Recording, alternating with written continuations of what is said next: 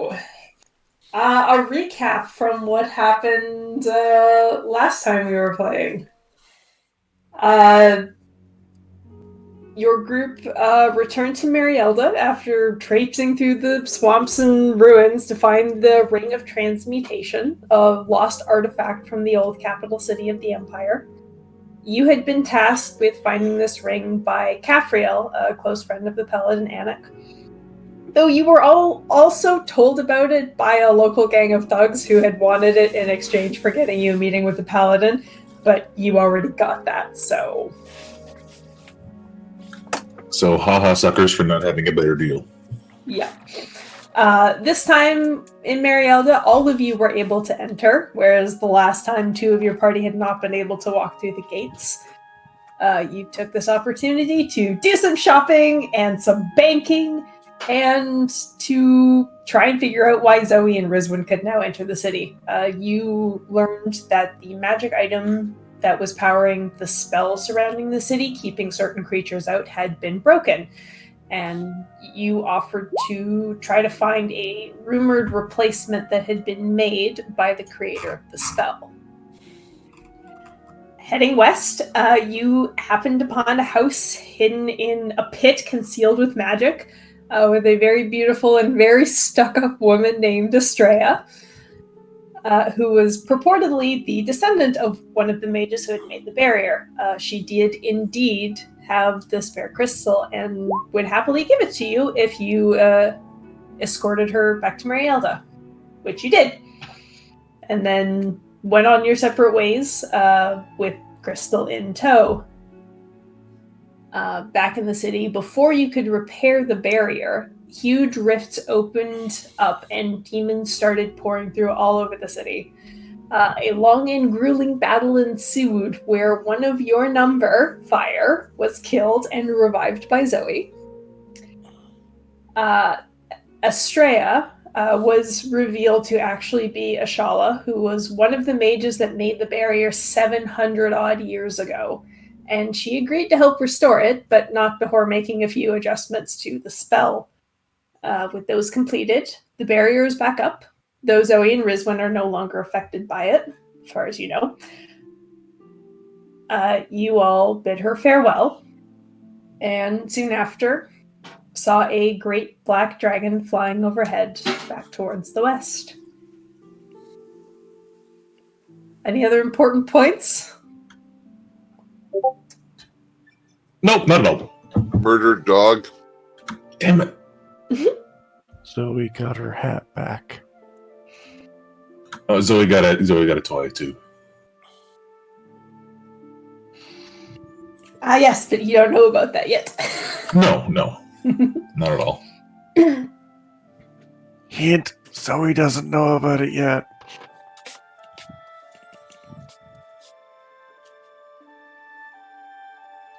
So the next morning, everybody, except for Rizwin and Zoe, are already awake, wake up to a knock on your door at the inn. Having a poor night's sleep, Gamael stumbles over to the door and opens it. And outside of your door is a courier who hands you a letter with both hands and a slight sort of deferential nod of the head. Okay, I kind of just nod back and politely close the door after they've turned their back and sit down in the bed and read the letter. They don't turn their back. They stand at the door waiting expectantly. I toss them a gold coin. They nod their head again and then leave. And there is this letter waiting for each of you as you wake up and answer the door. Or are already awake and answer the door. Except Fire, who can't read. That's why Alma reads the word. Right. Fire still gets a letter. Opening the letter, it states that there will be a memorial ceremony held in 3 days' time for the city, and you are to be guests of honor. It says that given your recent heroics, it would certainly be a morale boost for the city to see you there. So please do show up. And it is signed Annex Victoria Rotha, who is the sort of head of the city. Can you please spell that? I will type it in chat. Thank you.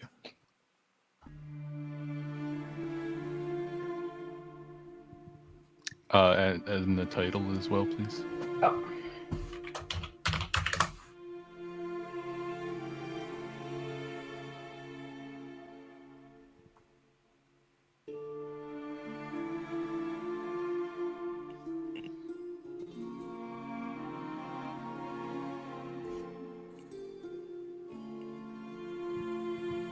So what does everybody do as they wake up, get their letter, and see what's inside? I suppose I also asked to Amma to explain me what it means.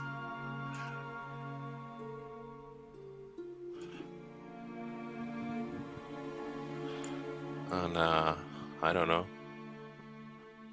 What do we do now? Imagine we gather in the common room of the inn, probably for some breakfast, to discuss. Mm-hmm. All right, so you all make your way to your rooms at probably at different times. Head downstairs, and downstairs there is a grandiose breakfast laid out on a table. Ham and bacon and those like little quiche tarts, fried mushrooms, baked goods like muffins and croissants and stuff like that. This is like a much nicer breakfast than you had here so far. Does it seem to be intended for us, or is someone else around? There is somebody who is sort of patiently waiting, kind of like watching the food to make sure nobody else touches it. And when they see you, they just kind of smile and nod and motion to the food as though it is for you. Pert is testing out his new cloak, so while he comes down dressed up and everything proper, he does have the hood up and attempts to see whether or not he can enter the room and go unnoticed. Oh, you do. Nobody's noticing you with that.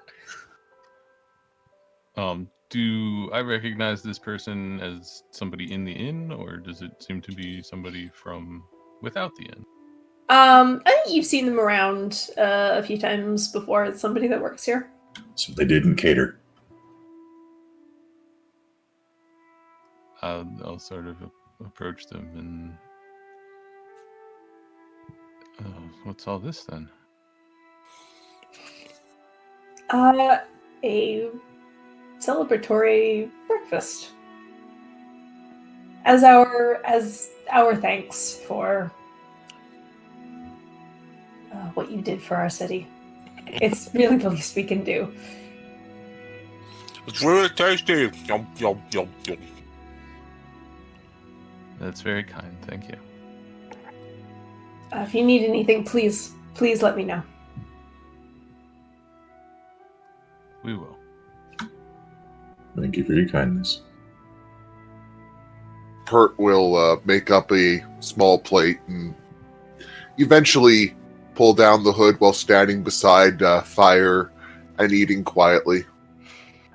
Pert just appears out of nowhere beside you, Fire. I'm busy eating. I don't know that. I get the feeling Fire is trying to stuff both a ham steak and a quiche tart in his mouth at the same time. And we're not talking about a slice of ham steak or a small quiche tart. Okay, yeah, sure. I don't see fire as like some sort of gluttony, but okay, today's the day. No, I think it's more this is food you've probably never had before. I mean, you died, Yeah. you deserve it. I don't think Fire's ever had quiche before. After a slight expression of shock, Rizwan says, now that we've all arrived here, and she places her letter down on the table, I assume we all got one of these. Mm-hmm.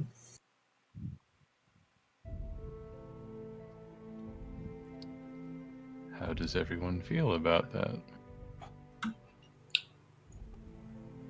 I don't want necessarily to be the center of attention regarding this, but if it's good for the city, then fine. I don't know what it means. Can you explain it to me? Imagine someone in your village caught the biggest fish ever. Literally the biggest fish in hundreds of years. Mao. Wow. Mao. And meow, meow, meow, meow, meow, meow, meow, meow, meow.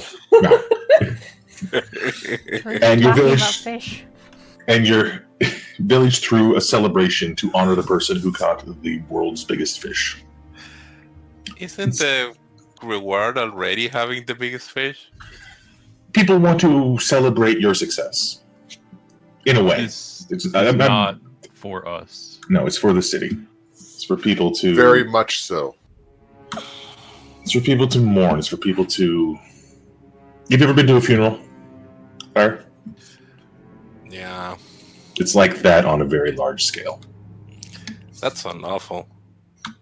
It's not going to be great. No, there's going to be a lot of very weepy and It hurt people. it's also so the city and the people in the city know that they're safe because they have never seen the things that we just saw, and they want to know that their lives will go on as relatively normal in the future. So we show up to help reassure them of that fact, because we saw entire guard regiments wiped out, but we still stand. I have a lot of philosophical question about this, but if they need us, this sounds like a pain, but okay, why not?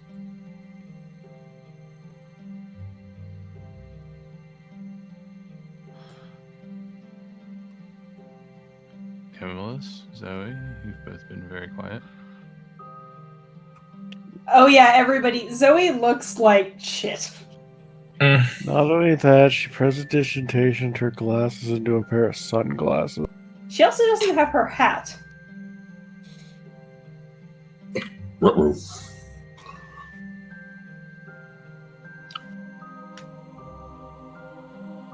Or did Ty forget about that? No, I was considering getting people to do a perception roll, but I think it wasn't the right time yet. But it's Yeah. Well, the powers that be have spoiled it.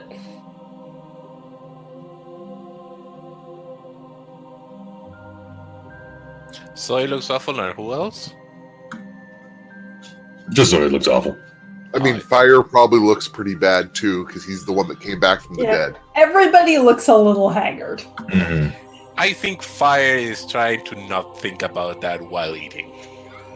So That's while, fair. while eating, he looks fine. Amalus is feeding Melis.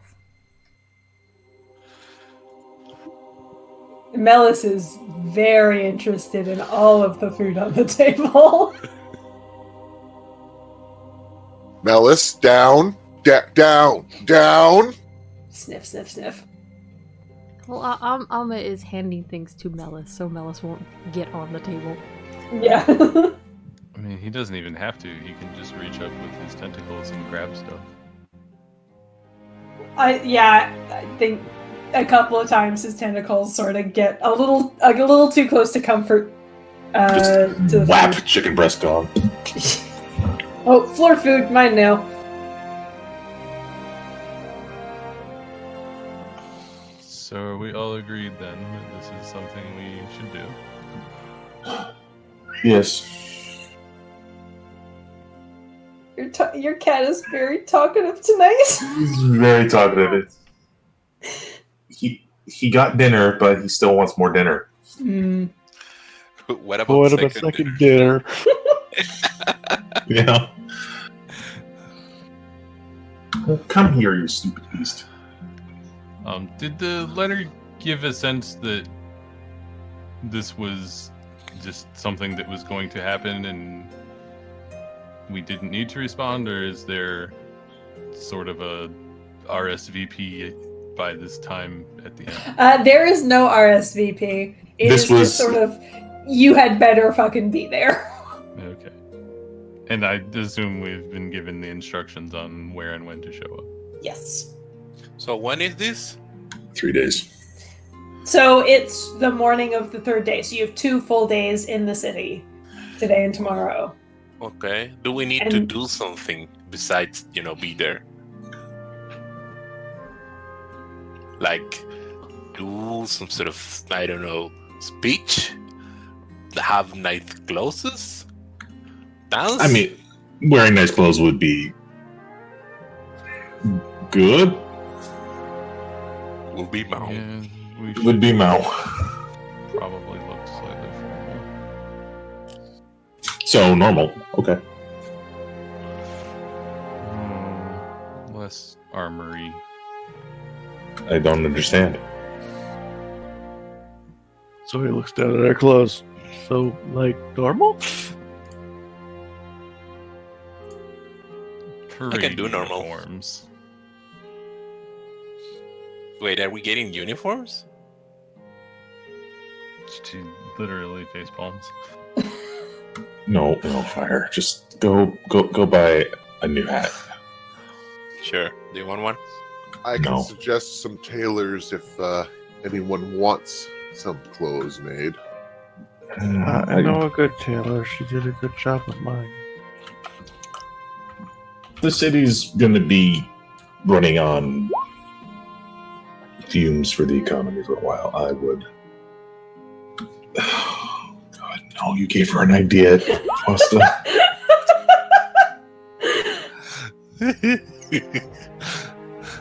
Back on my shit. Oh my God, we're gonna all end up with these weird tabards that we have to wear everywhere.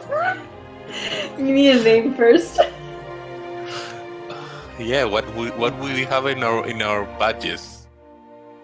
We have a name. It's Zoe's Protectors. Ends up with Zoe.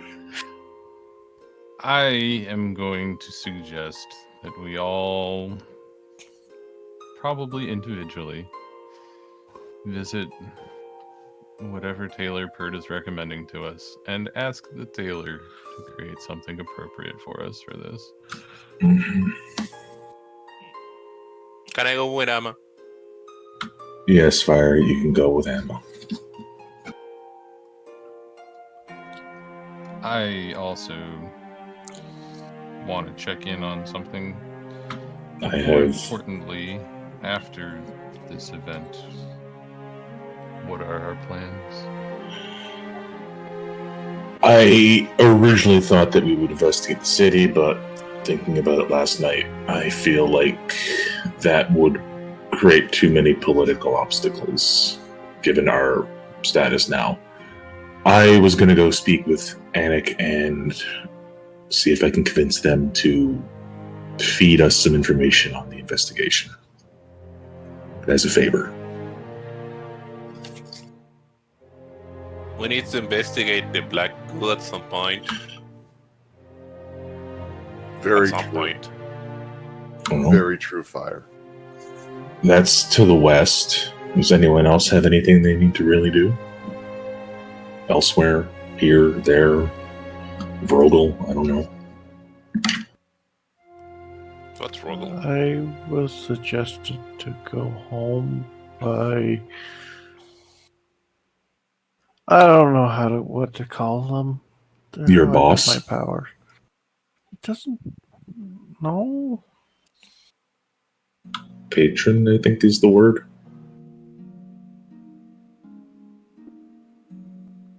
Yeah, but patrons want stuff from you. So do gods, trust me.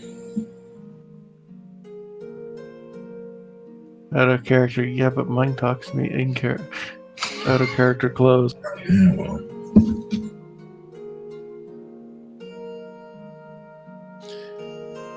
It's not that you owe him anything, but if he is nice to you, it's good manners to you to be nice to them.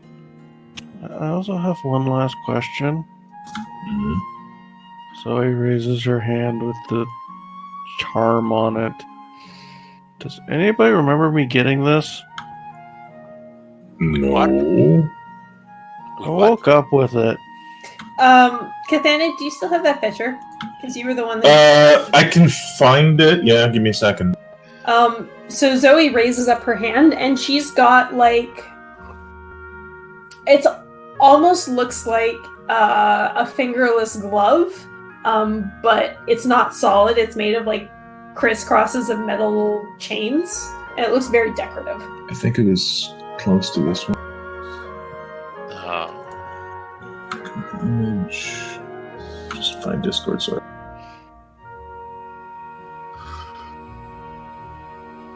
I'm almost there. Something like that. Mm-hmm.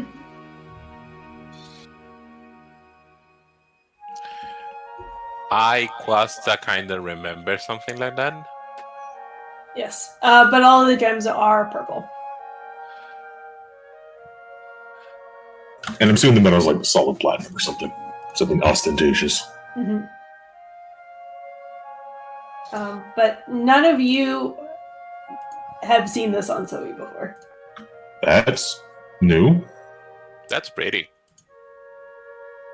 I think my mother had something like that. Hurt. I think my brain made it, and that's why I hurt. You didn't have it on when you went to bed. Don't think so. And you did when you woke up. Yeah. And then I also had a splitting headache. Did you? Okay. Have you tried to take it out? I don't wanna. Can you do that for me, and you will put it right away? Zoe starts to take it off, and then she looks like she forgot she was doing it. Ah. Yeah, Grammy told me about that. I'm sorry. That's a curse. I mean, I don't know if it's a curse, but it's among the things that is also a curse. Okay, this was Ty just trying to make character, not that it's actually cursed. Well, that's what fire thinks. Zoe just got distracted and forgot to take it off, is what you're saying. No, more like she knows this is important and thus can't take it off. But also, it's somewhere deep in her brain that knows this, not actively. Mm. Mm-hmm. Sure. Rizwin believes fire that it is a curse and is concerned. So, Ty, do I keep going with this, or you prefer to just not talk about it? Oh, you can do what you want to. It's just not going to change much. Okay. Sorry, Alright. can you do the thing? I thought I did. No, you didn't. It happened again.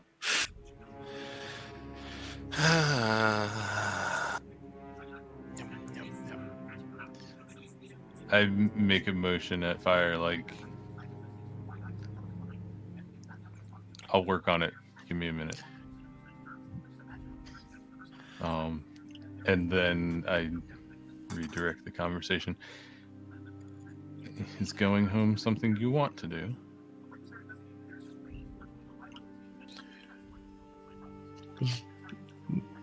Did I actually say that out loud, or was I just thinking? You said it out loud. You said it out loud. Okay, sorry. Ty's having a slow brain day. It's okay. Well, you suggested that I should go, and I mean, he's the reason Fire's alive, so he can't be that bad of a person. Oh yeah, that. So I don't think he's trying to lead us wrong. Well, We had lead no me proof wrong. otherwise, so I would run with that. And he means I can help all of you, and yeah. He's playing a very slow game if he's trying to lead us the wrong direction. As far as I'm aware, that's the most specific lead that we've been given on something to do. That's not us just running around trying to put out fires. Yes. Fires, plural, not you. Fire. Obviously, we've got a long-term goal of investigating this black goo, but the West is big and unknown. Something more specific would be nice. My advice is... Sorry, I didn't mean to cut you off. This is specific and achievable. Did Zoe say where home is out loud? She has said Blackcaster, I believe. I don't know. I if she don't said it to the believe entire she's group. ever made it clear. You put that in the letter to Anik, so at least I know. Yes. I think only you know. Okay, only I know, and I just don't say anything. There is no knows. Yeah. So I guess at this point, Rizwan is prompting Zoe to give some sort of explanation about what going home might entail. Yes, where are you going? We're all- North? South? East? Blackcaster? Oh.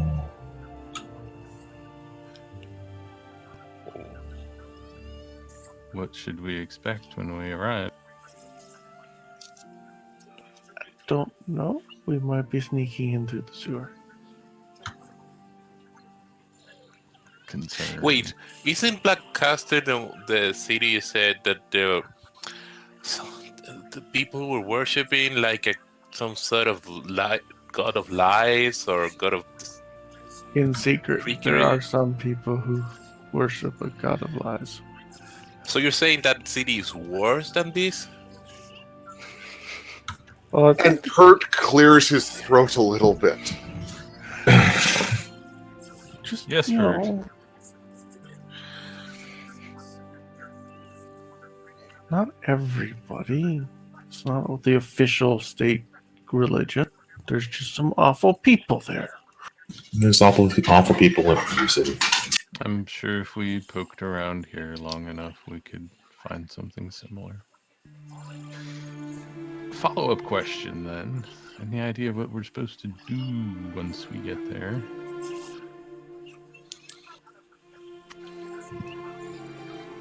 I was suggested to go see my parents. He might just be thinking I'm worried about them, so he thinks I should go home. Should be preparing some sort of gifts? Or sharpening weapons. What, you want to attack my parents? No, you just never really told us about your parents and your relationship with them. Out of character, should we be sharpening our gifts? Ah! Sorry. It's pronounced GIF.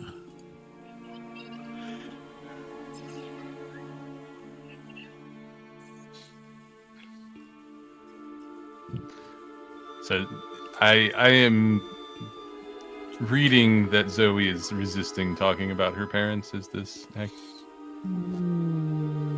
Yeah. In that case, I say I wouldn't mind heading back south either. There's someone I'd like to speak with. Sorry? Thereabouts, yeah.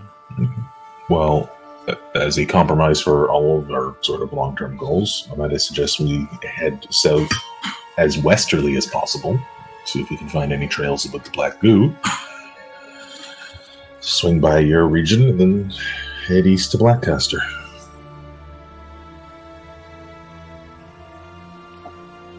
Sounds like a plan. Any objections from anyone present or God? Look up at the ceiling. No? The ceiling no. is silent. Well, Unless I start walking in the opposite direction against my will, I'm guessing we're fine. well, in Unless you that walk out case, of the city again and get dragged. And guys drag you back in. Are we? I raise my hand. Are we not worried about mysterious hand decoration of Zoe that it's clearly, I don't know, something? No. I'd make that same gesture at Fire, like just, just give me some time. It's a god's thing, Fire. I don't know about your religion, but when gods do things, I think most people simply accept that the god did a thing and, okay, that's been done. Let's just move on. It's like when the tree gave Imelus their vote. Exactly. It's a god. It did a thing. Just shrug and move on, because otherwise you're just going to spend the rest of your life questioning everything. Gods are weird like that. I'm not sure it's completely like that, but okay, whatever. Although, one more thing that's been weighing on me since Astoria. And, Pert, can you just do me a quick favor and make sure no one's eavesdropping? Sure. Normal. Pert just makes a little check to see if anyone's hanging around outside.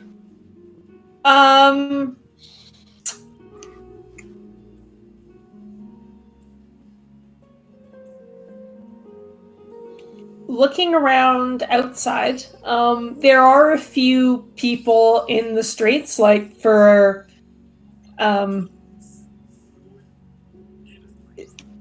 despite the recent attacks, there are some signs that things are slowly starting to return to normal, like people are going back to work and stuff. Nobody is like standing with their ear pressed up against the windows trying to listen in. There's nobody that's like looking really suspicious at the inn. You do notice that the person who is like watching the food to make sure nobody else sort of comes and eats from the meal that was meant for you is like trying to be polite and not look like they're listening. But they could probably hear what they're talking about. Pert closes the door, stealths up behind the attendant, and puts his hands over their ears from behind, and goes, "Okay, no one's listening." They jump a mile in the air, spin around, and say, should I? No, it's okay. And he puts No. his hands back over their ears. Pert, They look very Thank you awkward for- for a second, and then just put their arms down. thank you for attending us. We have some prep things to discuss. Could you please... Pert will actually slip them a platinum piece. Their eyes go very wide, and they say, "Of course. If you need me, I will be outside." I shoot them an apologetic smile as they leave. And Pert goes back to eating. All right. So, given everything that just happened, and the fact that we really haven't had a lot of time for sitting down and talking about things, and my own ability to just take the time to process the information, given what I was going through when we were on our way here, and all of that, I was negligent, and I should have passed this information on to all of you earlier. Rizman knows what I'm talking about.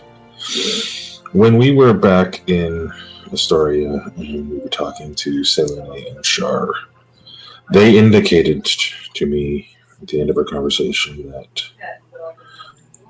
Kiral would be welcomed back into this world by a member of the party. I should have told you all sooner, and I'm sorry, but again, there was a lot going on, and it took time to process. And I wasn't sure who I could trust at the time. Wait, what? I repeat the information. Yes. What is What is Kira? Kiral, Sure. The thing the that you said that demon we didn't lord understand. the demon lord that the cult worships. The So failed god. The goddess said to you that one of us is going to welcome him back to the world? Jamie, I'm pretty sure that the wording was one of your companions. I can pull up. It's gonna take me a hot minute to find this. Yeah, it's written down in my notes somewhere too, but It's very, very far back in this. Maybe it isn't in my notes. She said someone in your group. someone in your group.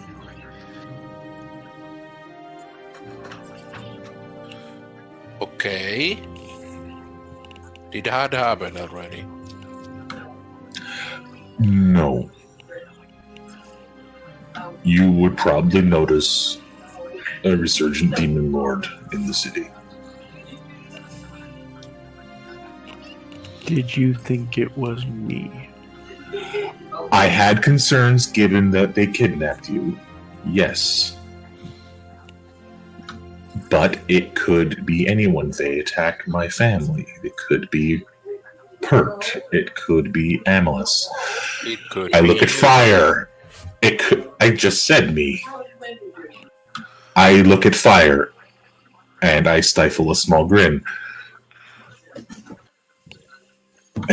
Because who in their right mind would want fire to welcome them into this plane of existence? I mean, Yeah. he is a very welcoming person.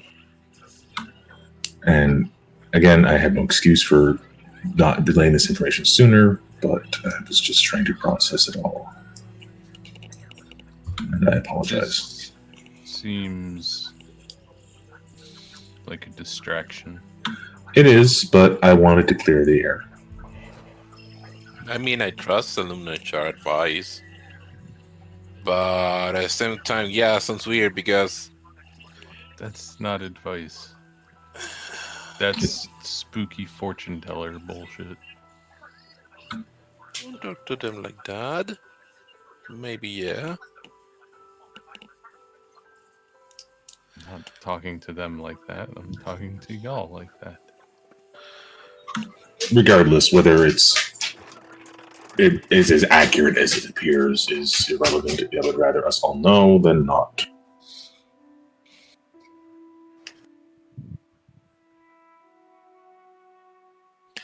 Yeah, because welcoming can mean we are there when it pop-ups and we welcome with a fist. I believe the phrasing was with open arms. I think I did use those words, yes. Yes, you did. Or welcoming arms or something to that effect. Well,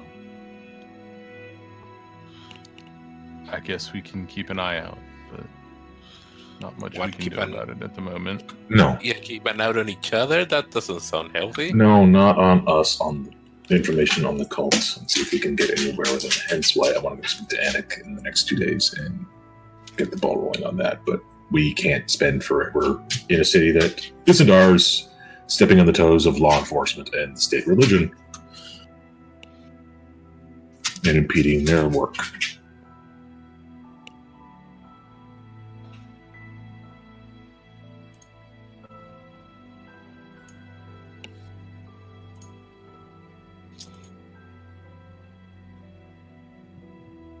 So this is a lovely morning. After the conversation dissolves from important things and we're finished eating, I will eventually excuse myself and head out into the city to run an errand. Okay.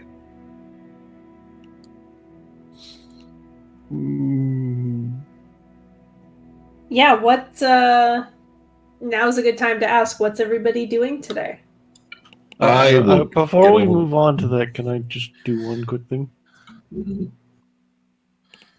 Zoe will try and make eye contact with Rizwin to make sure she's okay.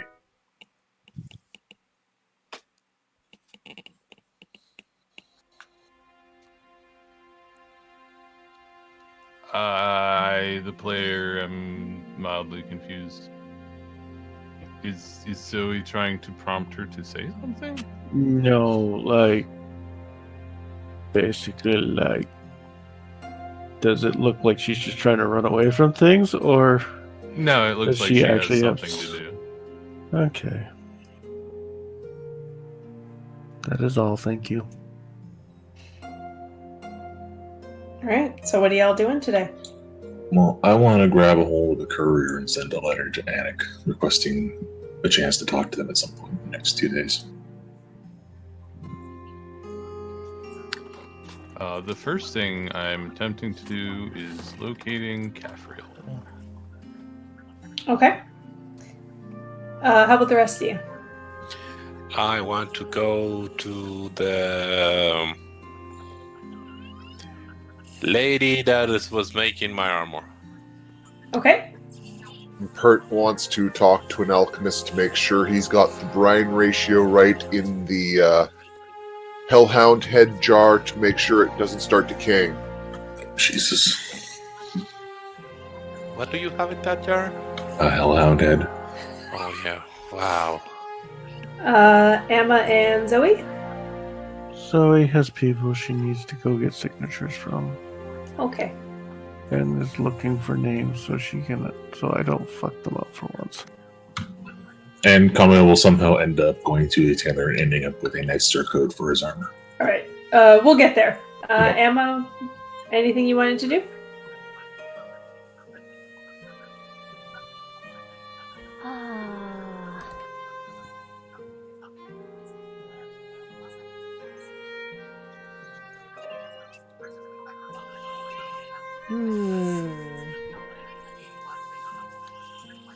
Go a bit outside the city. Find some good trees to make new arrows because I'm running low on arrows. Okay. Make arrows. Excellent.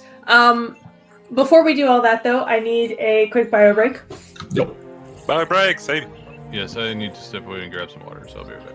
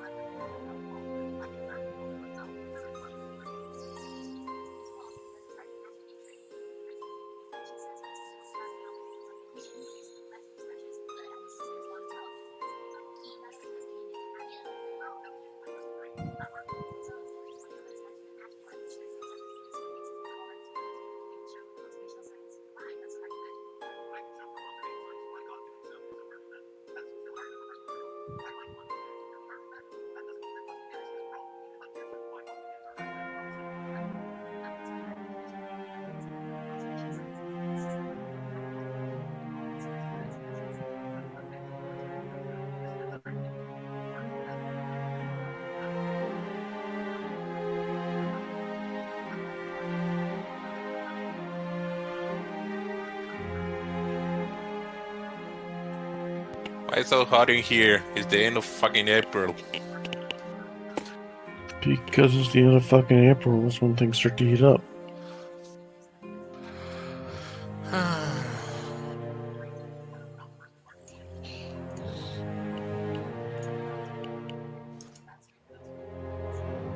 Alright, I just put the kettle on. Because I need tea. Is everybody here? I haven't heard anybody besides you two talk. Okay. I'm here. Okay. I was about to say, but I'm sure Mist is never locked away. we're missing a Kazani apparently. Okay. While Kathanet's coming back, you mentioned that you would go sort of to like the western side, going south to Astoria. Does that mean you're going back the same way you came, or are you taking another route? To be honest, we probably want to take a different route instead of crossing back the way we came, but The other route is the other side of the mountain, I think. There isn't really a road there. We talked about this. You'd be trudging through the brush. Pert would rather we stayed out of the incredibly arid terrain, but since there's probably not an option due to the thing called rain shadows due to mountains, I don't think he really has an option. It's dry. I don't like when it gets that dry. I mean,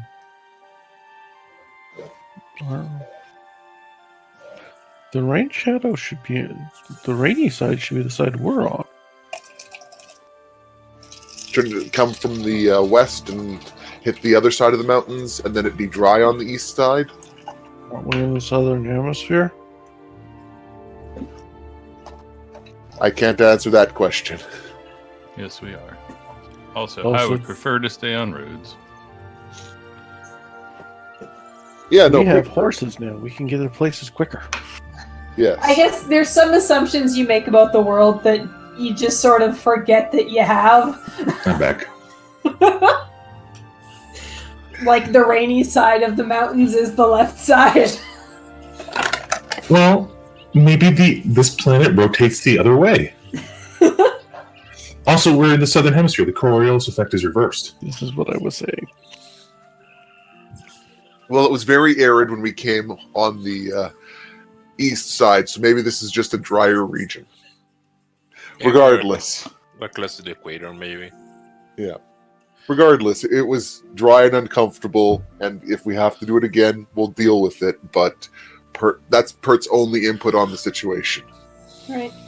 Also, don't forget that you all have horses stabled outside the city. I think Pert paid enough so that they're good for the next few days.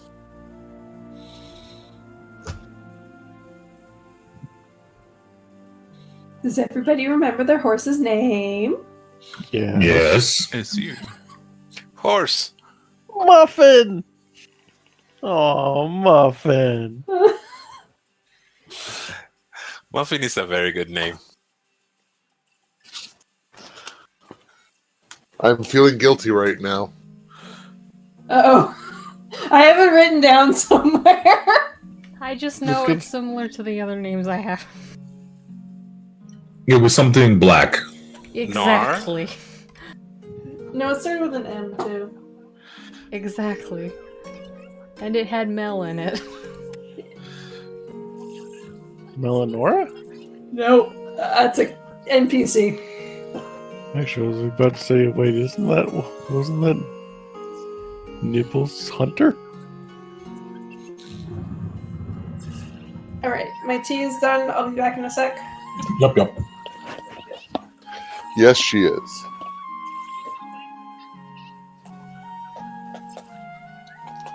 Cat. Inonia, or something like that.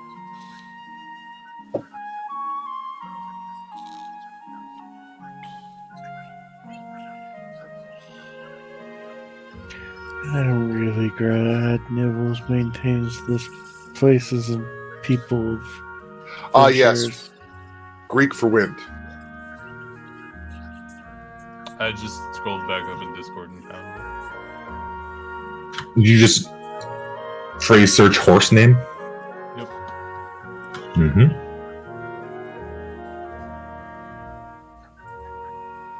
Okie dokie. Let's start with Pert. If you're ready. Yep, sounds good. Okay.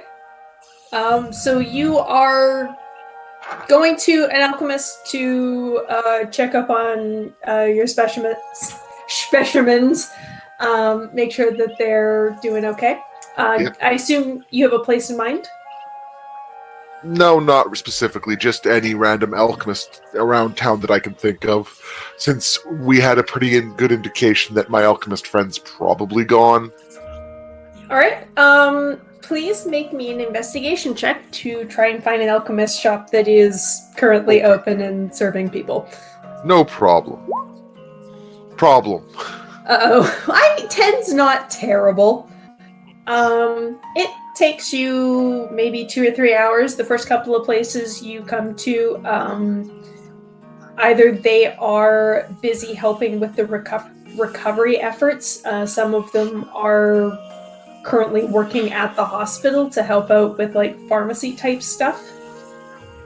But after some searching, you do eventually find an alchemist that is open. All right. It is not a place that you have been before. It's somewhere in sort of the north end of town. And, Pert will basically just approach them and outright explain the situation. He did an emergency job attempting to preserve the head of one of the monsters that invaded the city for future research. Holy fucking shit! And he wants the alchemist's opinion because he used pure vinegar and he doesn't know whether there's just anything he should add to the formula to help extend the preservation. And yes, he does put the head right on the counter so that the alchemist can go, "The fuck?" Yeah, the alchemist is very surprised. I have some stuff you could add. Pert will happily take their advice. All right. They give you a few things, mostly just like, I don't know how pickling works. Yeah, no, it's okay. Saltpeter and other shit, and Yeah. then they help me reseal the jar better. Mm-hmm. Well, they mostly hand it to you and are like, this is kind of a bridge too far for me. And then they give me advice on keeping the odor from leaking, because that's a lot of fucking vinegar. Right. Awesome, thank you. Hey, are you one of the people that everyone's talking about? And Pert stops and offers a more than mild shrug. If people are talking, people are talking. Did I help? I helped. It was an incredibly dangerous situation. Anyone who could lift a blade did what they could. Yeah, but you didn't answer my question. Are you one of those? I follow them around. I am nobody special. I'm just a scribe, trying to keep up with legends. I mean, you have a demon's head in a jar. That's kind of special. Thank you, friend. Yeah. Well, nice to meet you. It was nice to meet you too.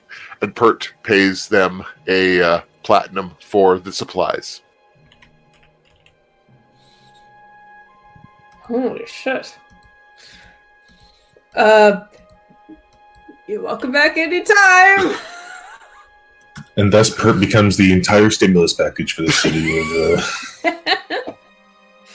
Yes, no, I've been doing this for like 2 sessions or 3 sessions now. Yeah. Just overpaying for everything. Oh yeah, Kathanic, you are the one keeping track of the money in the bank, right? Yes, because we haven't touched any. Okay, you keep track of that. Pert, you think you see him do like a little jig out of the corner of your eye as you leave the store? Yep. Pert's been overspending for like 3 sessions now. Actually, our group loot thing is... Oh, it's at the bottom. Never mind. And other than that, Pert would spend the rest of the day with the horses. All right. I think, so we'll do Emma next. Emma, you just make your way outside the city with Melis.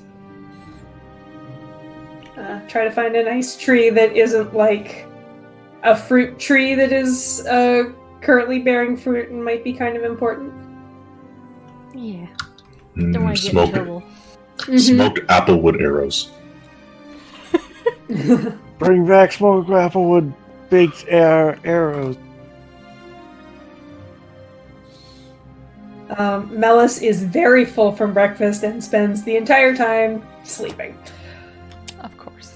But after a couple of hours, sort of you're getting to the end of your arrow pile, you notice a very familiar blue figure wandering down the road.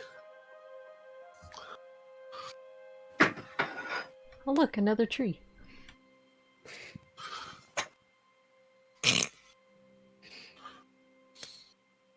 Pert, on your way to the stable where the horses are, you notice Emma is set up under a tree, making some arrows. Melis is... I don't know that Melis is really a sunbather. He is supposed to be like an underdark animal, but he's curled up underneath the tree as well. Shadow bather. Quietly snoring.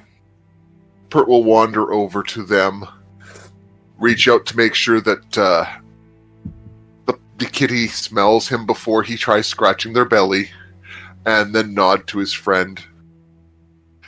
Progress?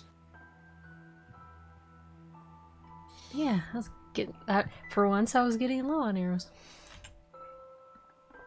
Always dangerous. Mm-hmm. I may consider upgrading my own bow from a short bow to a long bow at some point.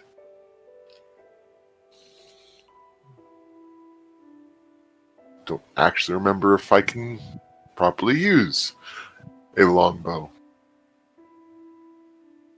No, I probably can't. No, you can't.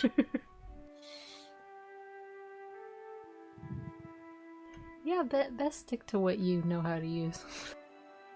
Yeah. Precisely. And Pert will sit down and keep Amel's company until they're done with their arrows, and then go off to see the horses. But no actual plan there, just checking in on the horses, because someone's got to keep an eye on the damn horses, or else we're going to lose the damn horses. Mm-hmm. I offer Pert some arrows if he wants them. Pert will take 2 arrows just to top back up to 20. And Pert will thank you. No, Pert's not playing you a damn platinum.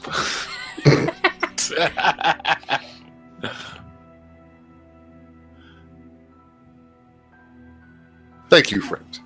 And that's all that I would want to do there. All right. What do you do once you finish making your arrows, Emma?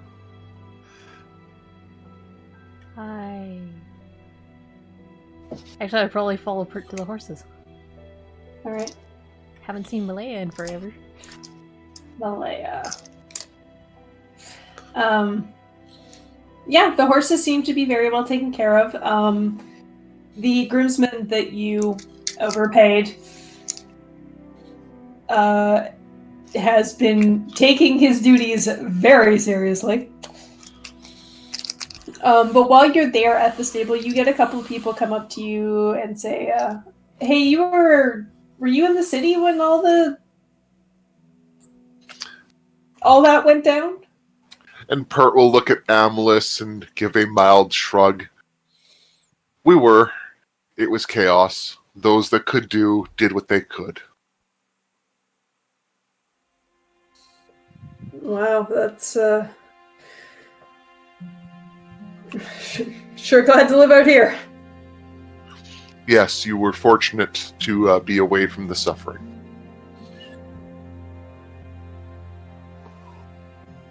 Yeah, I don't know what to say. What does one say in these situations? Some mourn, some linger on the past, some drowned in melancholy, I recommend moving on, friend. And Pert will toss them a gold piece. Thanks. You, On the other hand, you're convincing me to have Pert wear the fucking hood up all the time.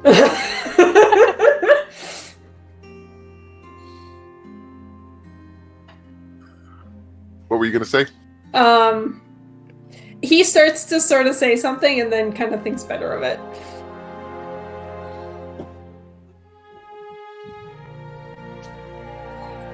You realize you just paid this man like a year's wages. Yep. But the horses are going to be damn well taken care of. They weren't already? I mean, hopefully they were already, but I'm making doubly sure of that. Besides which, he probably lost family. Better for him to have the extra coin to not have to worry about family that is still alive.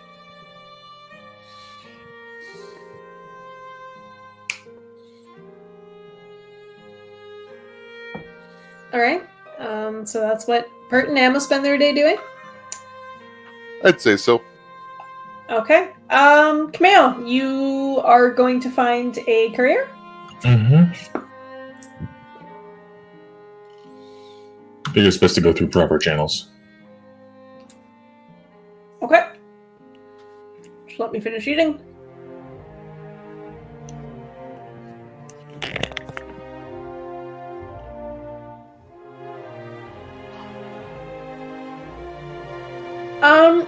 I would also like you to make an investigation check to try and find a courier.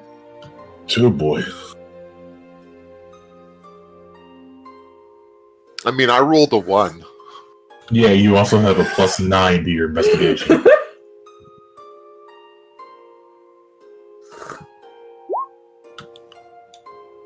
Same score. Average.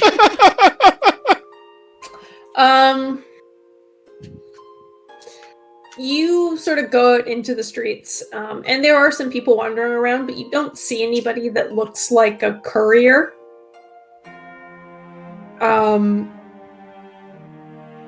So you end up wandering to sort of the north end of town. I'm pretty sure Pert would have mentioned when you were going through that area before that that's where like a lot of the courier services are. Mm-hmm. So you do eventually find a courier service. It takes maybe 2 hours between the investigating and the walking.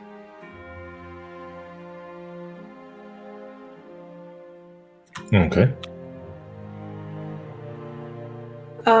But yeah, they are happy to send the letter to the paladin for you. Mm-hmm. Now I'll give them a list of where I'm staying, that they can reach me at any time, day or night, etc., etc. All right.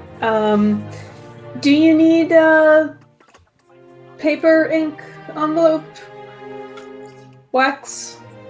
Sure. All right. I'll say it's a silver for all of the nice stuff. I give them a gold.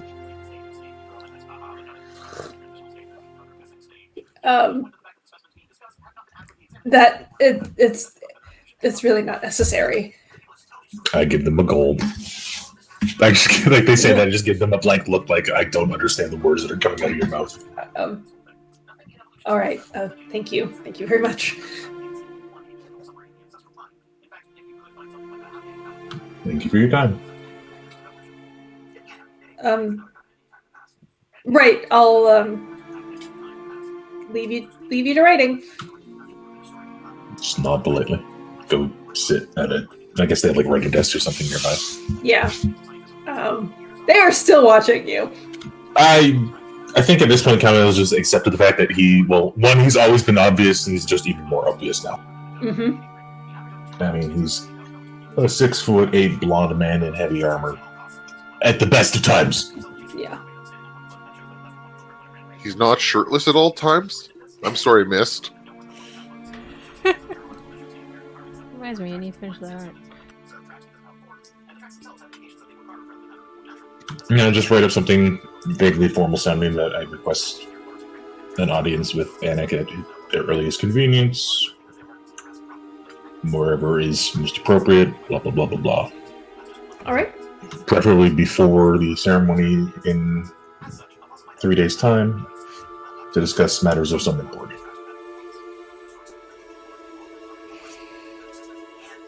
Okay.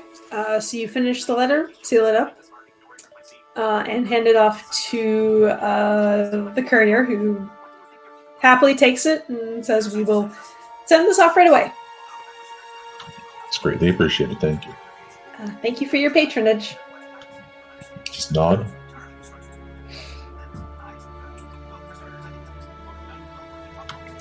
Are they looking expectantly at him for anything, or No, I mean, Okay. they're still like looking at him, Hmm.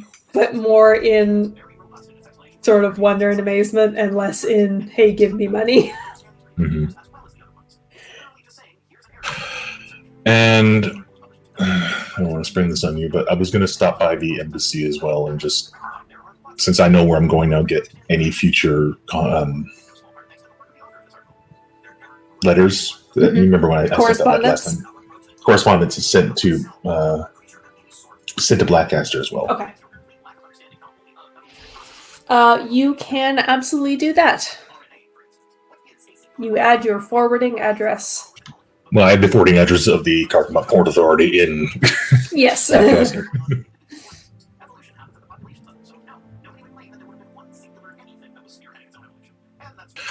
And other than that, I head back towards the inn because, well, no, I go to the tailor shop. Okay. We will get to that in a bit. Zoe! Yep. So he has names to go collect. It is going to start with I had name right.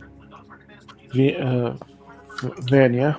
Vanya? Okay. I am awful with names. She might also just want to see Vanya. All right. I assume you start at the library? Yes. All right. So walking into the library, it is much less busy than when you were last in here. There's a few patrons sort of perusing the shelves, and a few attendants. You notice a couple of them are mopping the floors that still look quite dirty. There's still a few suspect stains.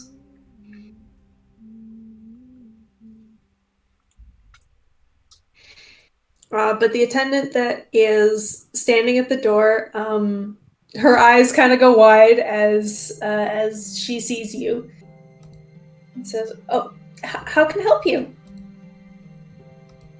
I'm looking for Vanya. She is right over there, and she points to a one of the tables on the first floor, sort of away from all of the mopping. And you do indeed see Vanya sitting at the table, hunched over something. I'm sure I see Vanya and not just a pile of books surrounding Vanya. There are no books, actually, that you can see. This seems odd. And so he quickly rushes over to it. All right. As you rush over, make a perception check. Rolls. Rolls aren't good for me. Incoming 10. I can roll for you. Son of a bitch. All right. You are too focused, probably on Vanya, and also on not thinking about how this place was 2 days ago. But she is looks like she's writing something down. She's kind of hunched over and doesn't notice you approach. So he gently places a hand on her shoulder. Huh? Oh, Zoe! And then she kind of bundles up what she was writing. I was actually just writing to you. Can I see? And yeah, I guess. She hands you the letter, and it just says, where the hell is it? Please come see me tomorrow mid-morning at the library. I have, and then that's all that's there. It's in like a very fancy, like calligraphy. Despite the fact that it's just like a really simple note, like "Hey, let's meet up tomorrow." It looks like she's just like making it look really nice. Oh, I guess I should come back tomorrow then. And goes to act like she's gonna leave. I mean, you can be here today too. You don't have to leave. Unless you're busy. I am busy. I'm seeing my friend. And then she grabs a chair and pulls it over towards Vanya. Vanya smiles. I got something to show you. What?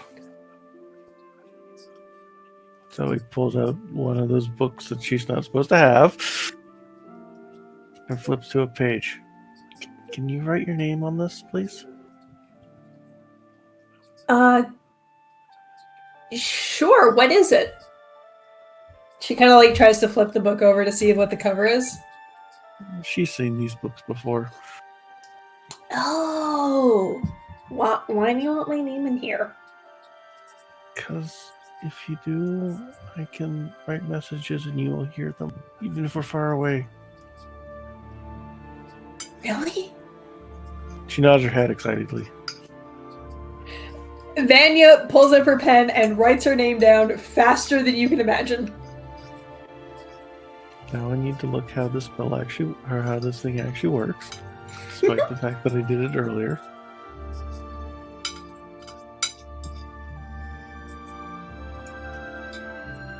Can you do it right now?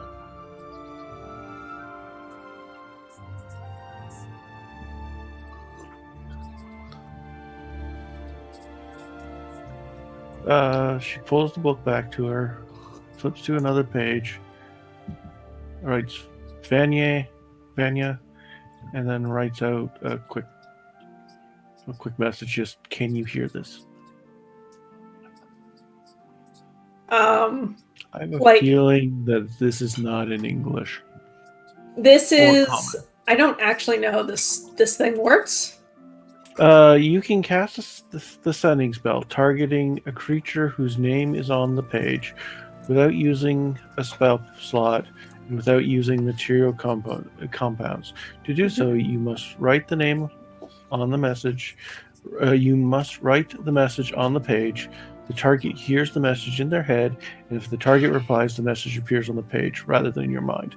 The writing disappears 1 minute after 1 minute. Okay. Sorry, can I scroll up? Yep.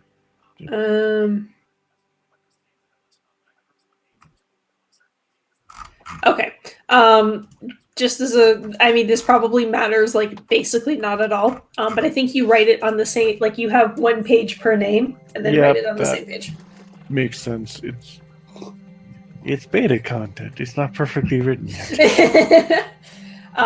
After, like, half a second, you see Vanya just, like, immediately straighten in her chair and say, I heard that! Shh. You're in a library. I'm whispering! You're whispering very loud. How do I reply? I think you just think your reply? Before you've, like, finished that sentence, she's already, like, you can see her thinking really hard. And then on that page, the words in a very nice sort of cursive appear. Is this working?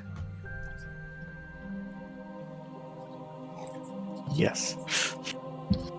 Yes!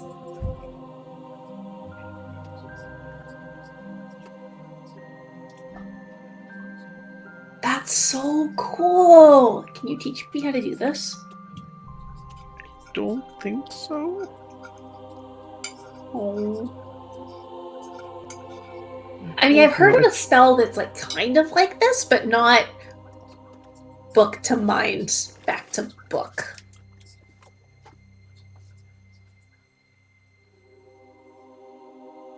I know, my magic is weird. I mean, it is a little different. But I didn't have to. All I have to do is have my book, and I can do it whenever I want.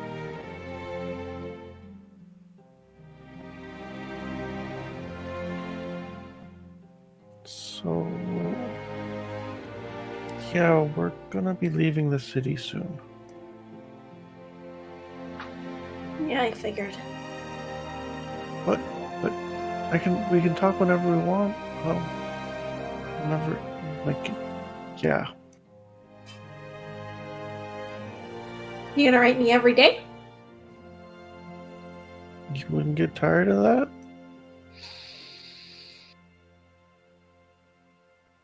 I don't think so. I don't want to be woken up in the middle of the night by it. I like you, but I don't like you that much. Unless it's an emergency. I like sleep, anyways. Okay, good. But yeah, I'd like to know that you're okay. Even if it's just a, hey, we're still alive.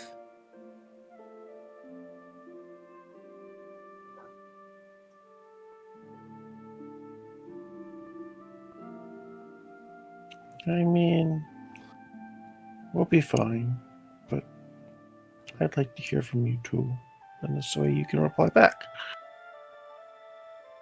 Okay. Where are you going?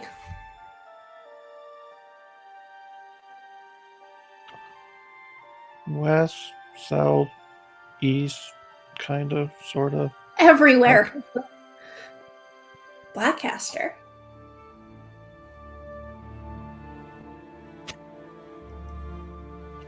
She looks around for a second and then pulls out the book and writes home under her name.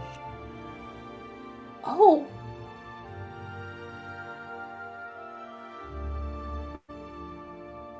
I mean, you don't seem so happy about it. I left for the best of I left for good reasons, but I was suggested to go back to just check on family. Yeah, I guess that's good. Plus, I mean, I need to write my sister's name in this book. Well, my sister writes it in it. You have a sister? What's she like?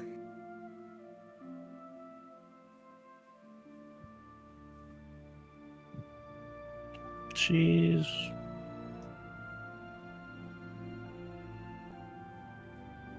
the angel the family deserved.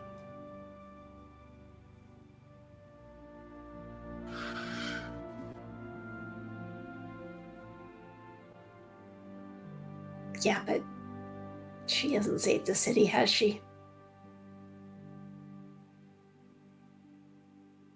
She will save her own city when the time has come.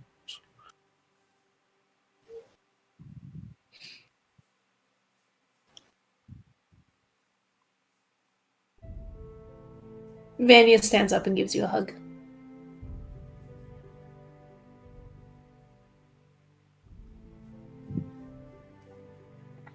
Zoe rests her head against Vanya's, doing her best not to poke her with a horn. I like your horns. I think they suit you. I've hated them for as long as I can remember. But I'm not going to hide them anymore. This city was saved by people who were not what's considered normal, and people need to know that.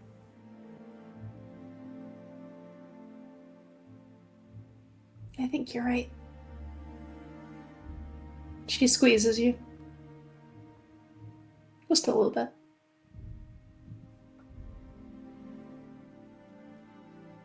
So, did you happen to see that dragon yesterday?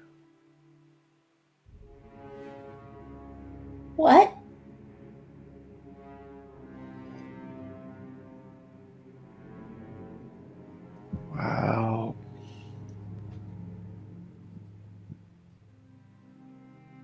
Wait. Dragon? Yep. Is that what that was? Did you see its color? No, I didn't see anything. I was sleeping, but I've heard people saying that there was some big black thing that flew over last night. It was a dragon. Holy shit, everybody thinks it's a demon. It's not a demon.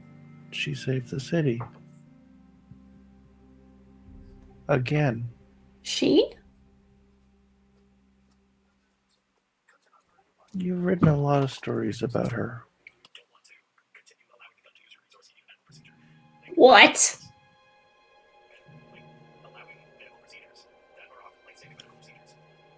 Zoe's smiling cunning, mischievously. Her eyes sort of like drift away from you, and you see the cogs of her brain just going.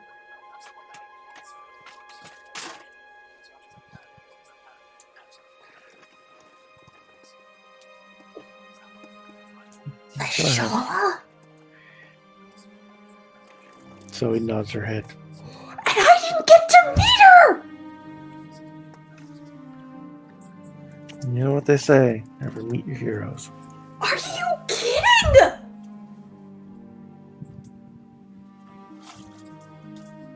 I thought she might have been. She was being very coy about it. And, well, in the end, she decided to do what's best. Zoe!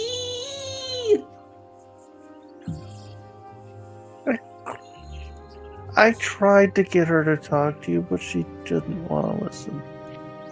Oh. But she's still out there, right? So I could still meet her. I think she doesn't want to see anyone right now.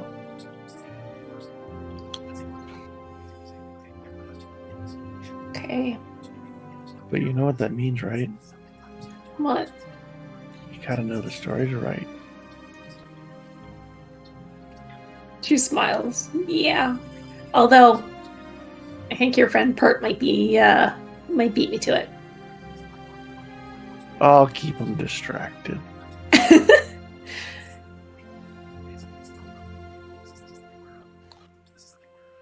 he's not in the town, he can't publish. You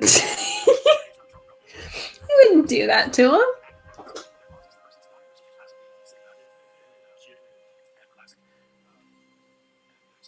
Not actively, but maybe I want to read the next book by my friend. Oh, I'm sure I'll come up with something. Hey, do you want to go, like, just walk around or something?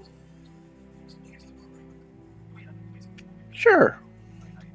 Uh, I need to go find a tailor, I think.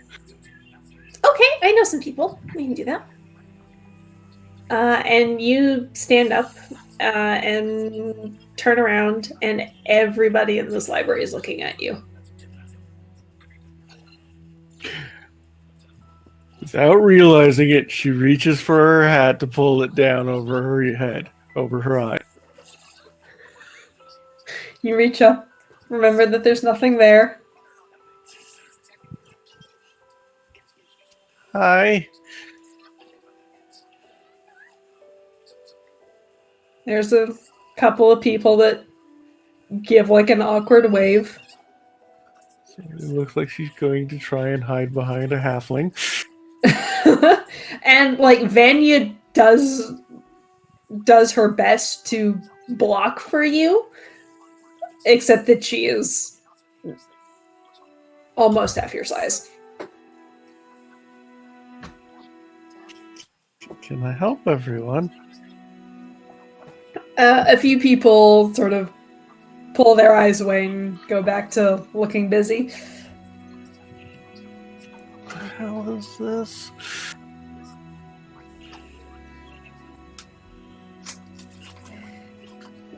Well, I mean, word gets around pretty fast.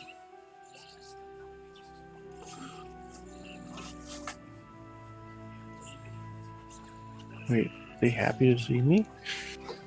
You can make an insight. I believe this was her asking, but Oh, okay. let's see alpha roll number 2. Yes! It is hard to tell. I think Zoe's maybe panicking a little too much. But Vanya says, I mean, I think that some are, and others maybe less so. But who cares about them? Let's go get you something nice. Did you get an invitation to that thing in 3 days? I mean, I'll be there. I'm not like a guest of honor.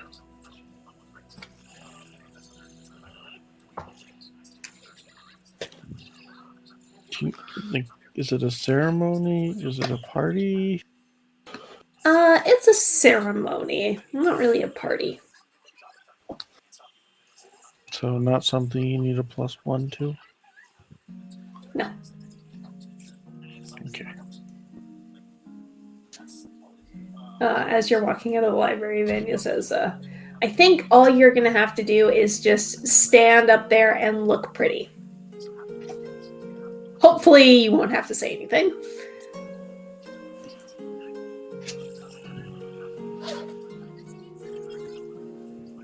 I hope not. All right. So the two of you exit the library to try and find a tailor.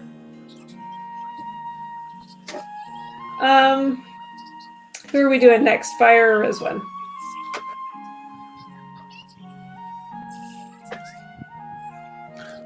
Don't both leap up at the same time. Yep. They both fall asleep. I'm super curious about I'm this, sorry. so I don't have an opinion.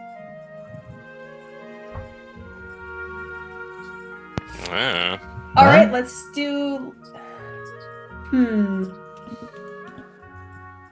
Fire, where were you going? You were going to see about your armor? Yeah. But then something else. Okay, let's go, let's do the armor then. Hydra scale armor, go.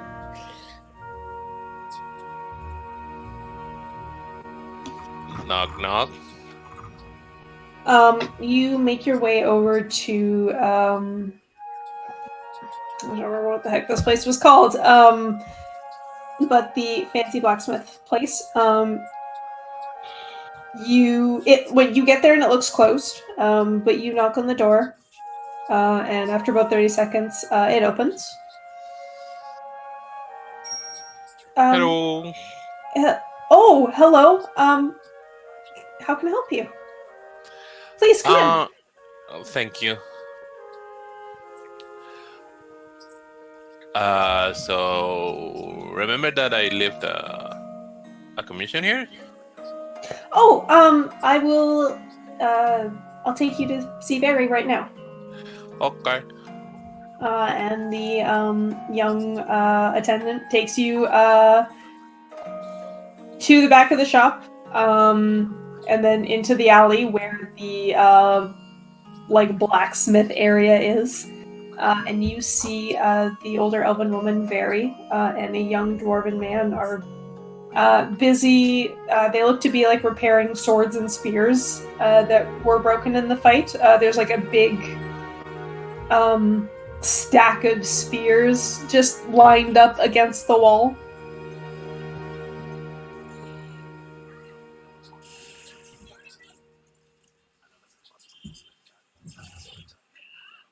The young attendant kind of goes,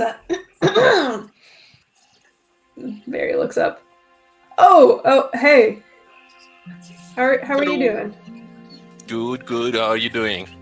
Oh, busy. Looks like it.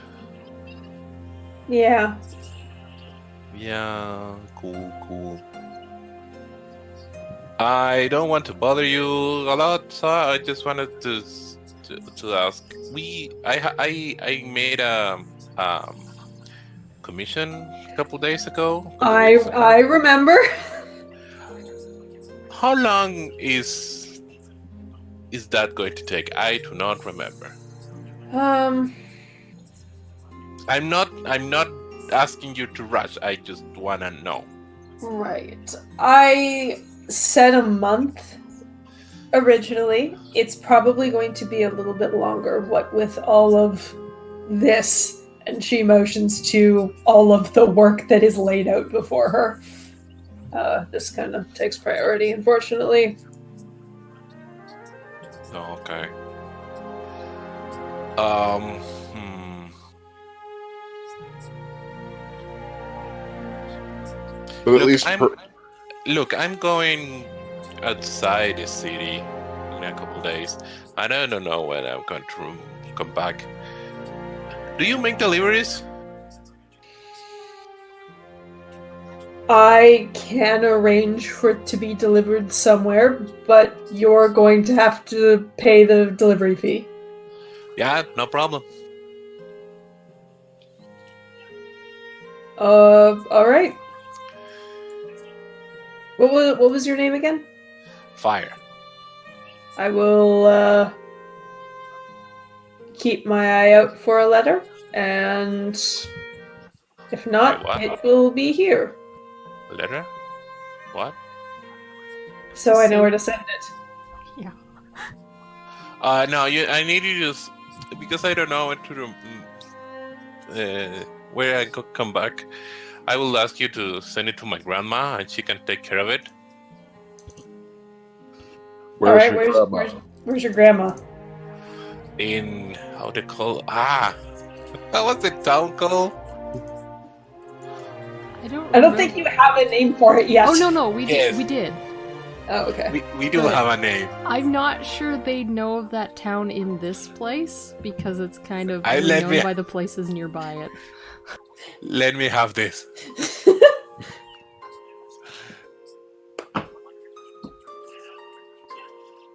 Well, you're gonna have to dig for that name because I don't remember ever coming up with one. Dig in. That's because we did.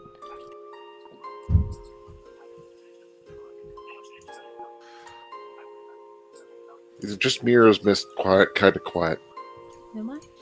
Just you. Just you. Okay. Shimmer Grove. I would Yeah. clarify that with no more quiet than usual.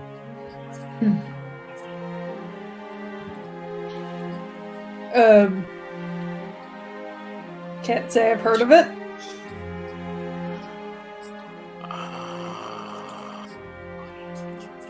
It's in the like you need to walk like 3 days from west to Estrella and a little north.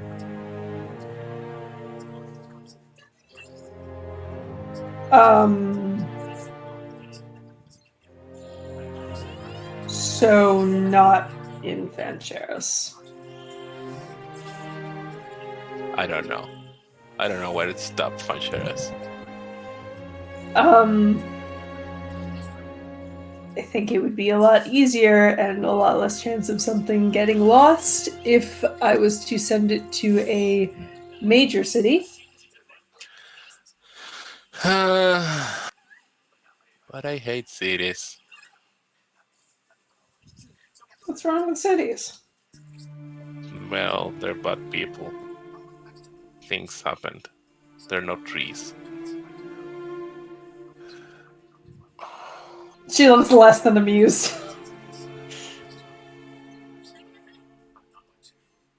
Well, I guess I can come back here. So a month? No, more, you say. A month and a half, just to be safe. A I'll month get and a to it half. as soon as I can, but Okay. Thank you. Bye-bye. goodbye. And I Hey, just go. why aren't you working? And you notice that the young dwarven man had stopped and was just kind of watching this conversation. I just wander off. All right. Anywhere? Is there anything else Fire wanted to do today? I want to ask if there is a temple to Saloon in the city. Okay. You can make an investigation check. Yes.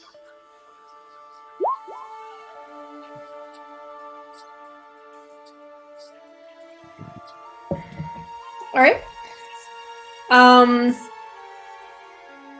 So Fire just kind of picks a direction and goes. I asked people. All right. So you oops. Oh no, what did I do? There we go. I'm actually going to move us back here. Hey, the scissors. Scissors.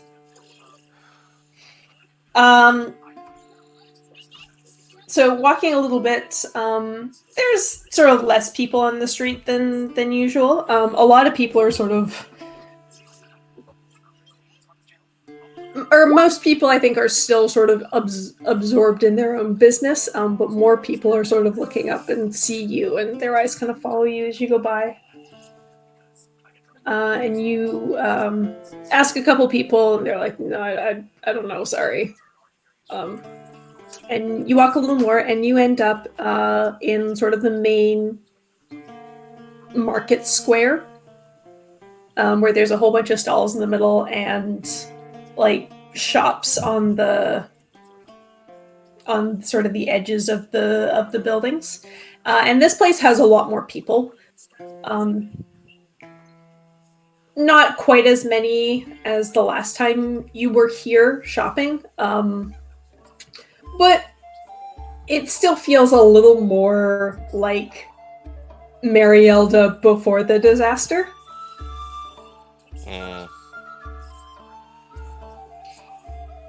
And you go up to sort of one of the vendors that's near the entrance and ask, and they sort of like completely ignore your question and say, "Wait, are you one of the?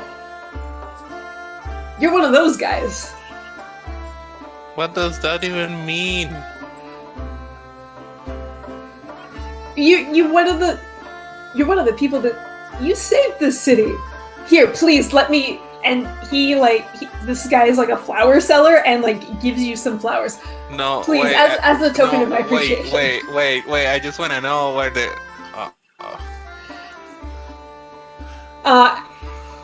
He's saying this like very, very loudly, and people are starting to notice. Oh no. I end up with a mountain of flowers in my arms. You have just like this bouquet of like nice pink flowers, and other people start coming up to you. One guy like starts handing you meat skewers and be like, "Please, here's a free sample for hero of the city." People are starting to like crowd around you and get a little bit closer. This woman comes up. My name's Ella. Wait. Over here, sir. Wait. Over here. Wait. Stop! After like a couple minutes, I scream, "Stop!" That just sort of like alerts more people to you, and you are much taller than everybody else. And they're just like starting to really crowd into your personal space. You're kind of like backing up against the building. And then you hear a psst. And look to the side, and there is a door that is just barely cracked open with a man being like motioning for you to come in. I go inside. All right. I have flowers still. And he quickly closes the door behind you. And you see people like pressing their faces up against the window. What the hell is this? Looking at like the inside of this shop, it looks like kind of like an apothecary. There's a couple of patrons that are like very confused and a little bit worried about all of the hubbub that's going outside. Like they look very taken aback. And I asked to the person, hey, quickly, 2 questions. Do you know if there is a temple to saloon here? I'm afraid I don't. Sorry. Fuck. Second question, there is a back door here? I'm sure there is. Okay, bye, and I just go to the door. Hey, aren't you're one of the ones that follow the demons, right? Yes, here, have a gift. I slap my hand in the. I slap my hand in the table, and a mushroom appear, and I go. So you're not. I assume that means you're not taking the job. What job? Oh, they hadn't told you yet. Oops. I don't understand anything. Goodbye. Oh. All right. Have a nice day. I tried to scurry from the back door or something. As you like try to like duck behind the counter, the guy who's this old man who's you assume is the apothecary guy is like, wait, no, you can't go back there. Wait a second. Where is the door? I swing around and throw a bottle to the ground. Sorry. There's no door back here. Fuck. You hear the other guy go, oh, my mistake.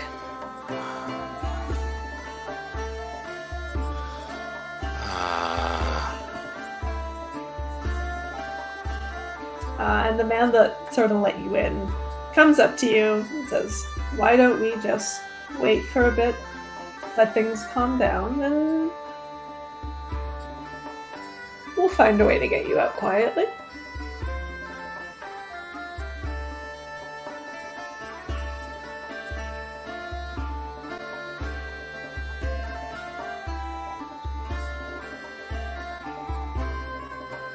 And he kind of takes your hands and like leads you over to a corner of the shop away from the window.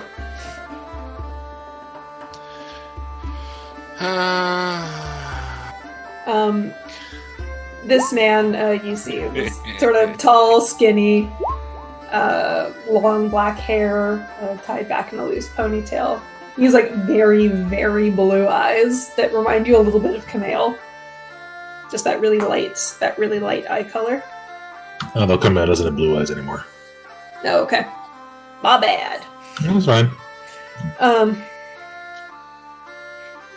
So I gather you're not enjoying the attention? I like attention. I don't like... This is not engaging to another person. This is like adoring an object. What they're doing. Want some meat? Yeah, Sure. Thanks. They're not really paying attention to you. They want something from you. Oh, I know that. I hate this city. Yeah, I get that. It's got its charms. But cities kind of suck the life out of you. Especially for you, I imagine. I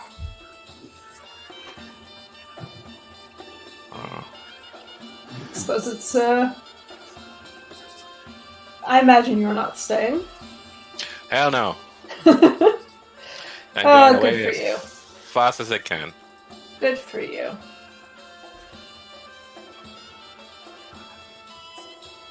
Sorry to keep asking a question, but do you know, is there any some sort of quiet plaza or something around here. Well, I'm not actually from the city. I only know a few spots, unfortunately. There's plenty of quiet spots in Church End, especially now. Where is that? East. It's the, the not so nice part of town.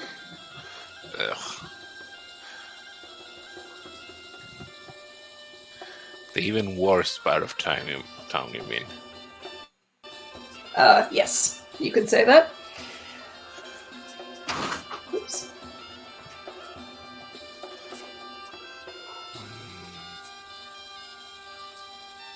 So, Well- I had heard that the city was planning on offering you all positions with the guard. But not really a thing, is it? If they're planning, they haven't told. I don't know anything about that. Sorry. Oh, it's alright. I'm just a little curious.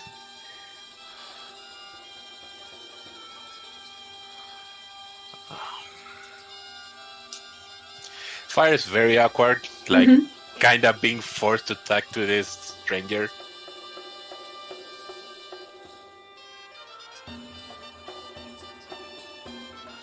You don't have to talk if you don't want to. I'm just trying to pass the time while we wait for the vultures outside to go away. I always hated waiting. Thank you for coming down, but I'll see my way out. And I'll cast Gaseous Form.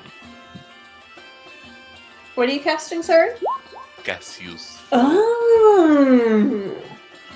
I will transform into a little fart and fly away. Goodbye, dear fire.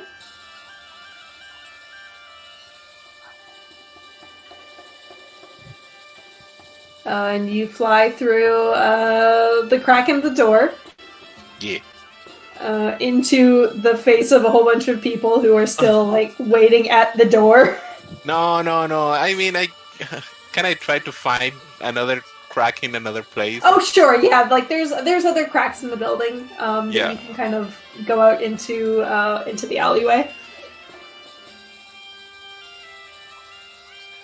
I wander around till I find some sort of green in this city.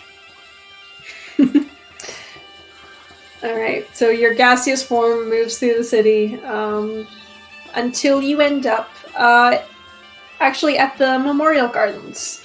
There's this big green space in the middle of the city, kind of like a central park. And there aren't very many people around. This is actually the place where you left Estrella. Ah, good. There's some nice trees and lots of grass. There's like statues placed in particular locations all around. So I will try to find a place that kind of well illuminated, but not in the middle of anything. Mhm. I will pop out of the spell. Mhm. I still have my arms full of flour, All right. and I will gonna take my time to plant each of the flowers and help them with driftcraft so they can grow again. Okay. Do you plant them like just sort of out in the open or under a tree or? Like I said, like not so everyone can see, but preferring a place where they can have enough sun rather than being hide inside below a tree. All right. And a nice little spots, sort of like near one of the statues, but not too close. Yeah. And I take my time and try to relax doing it. and I tried to decorate it in some sort of pattern. And in the middle, I put one white rose and one black rose. All right. With the help of your druid craft, you're pretty sure that those flowers, you've helped sort of the roots come back. They will hopefully survive. Yeah, I can only hope. Yeah. All right. And after that traumatic experience, I mean, you could use your incredible personality and newfound fame to order people to water them. Nah, they're gonna be good. all right. So yeah, I take my time doing that. All right. So you spend a little bit of time in the gardens, taking care of your plants and taking care of yourself. Rizwin. So you wanted to go find Caffriel. That is correct. Where would you like to look? I would like to start at the hospital. Okay. I would also like to note that I am not wearing any of my armor or weapons except for a dagger, which I have hidden somewhere. All right. I don't know where. Fantastic. So you go up to the hospital. It is definitely a lot less busy than the last time you were here. A lot less people coming in and out. You go in the front door, and lo and behold, that ornery little gnome is still there. I march right up to them, and I say, "Good morning. I would like to speak with Caffriel as he is around."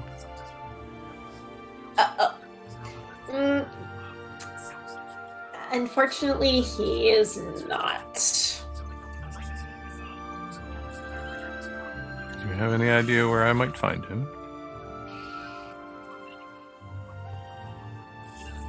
Well, I cannot give out his home address. But maybe try the temple? He is there sometimes. Thank you very much. You are most welcome. And then I head to the temple. I'd assume that he means the Temple of Baelor. Yes.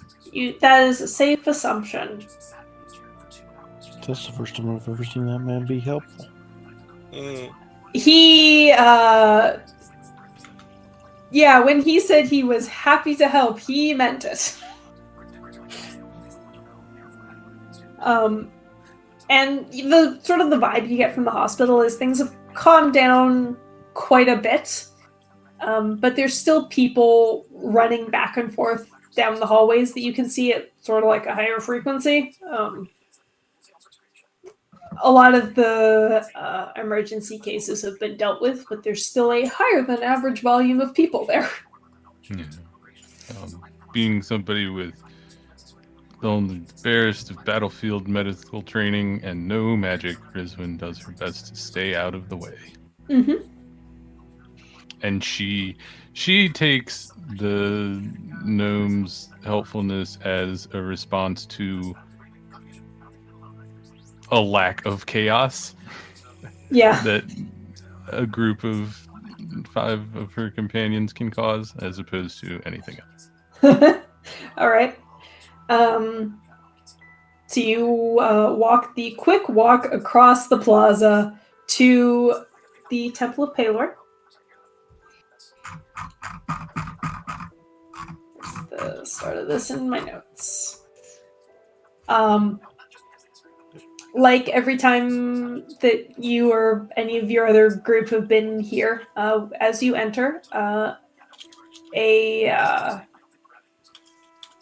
a young woman wearing the white robes of the temple comes up to greet you, and then just stops, and her eyes go wide. How can I be of service, ma'am? I am attempting to locate Caffrey. Do you know where he might be?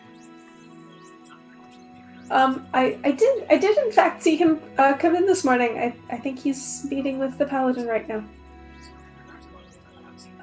I can show you to them if you'd like. Would it be possible instead for you to take a note to him and then point me in the direction of a quiet place to wait? Of course. Whatever you'd like. I scrawl on a piece of paper, like I assume they have a scrap that I can use.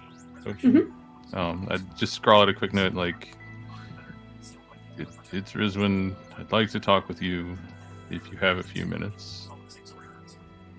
And I guess say where I am if that is relevant. All right. So the attendant takes the note and runs upstairs, sort of leaving you in this sort of main body of the temple. It is very big, very white, with the symbol of Pelor, the symbol of the sun, plastered on the far wall way above everybody's heads. Looking around the temple, do I get a sense of purpose and reverence to everything, or is there some ostentatious effects and that kind of thing?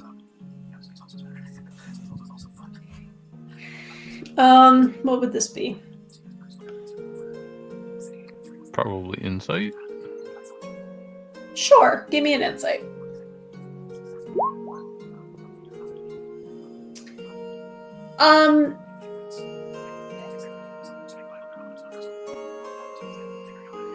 There is definitely some ostentatiousness in, like, the architecture.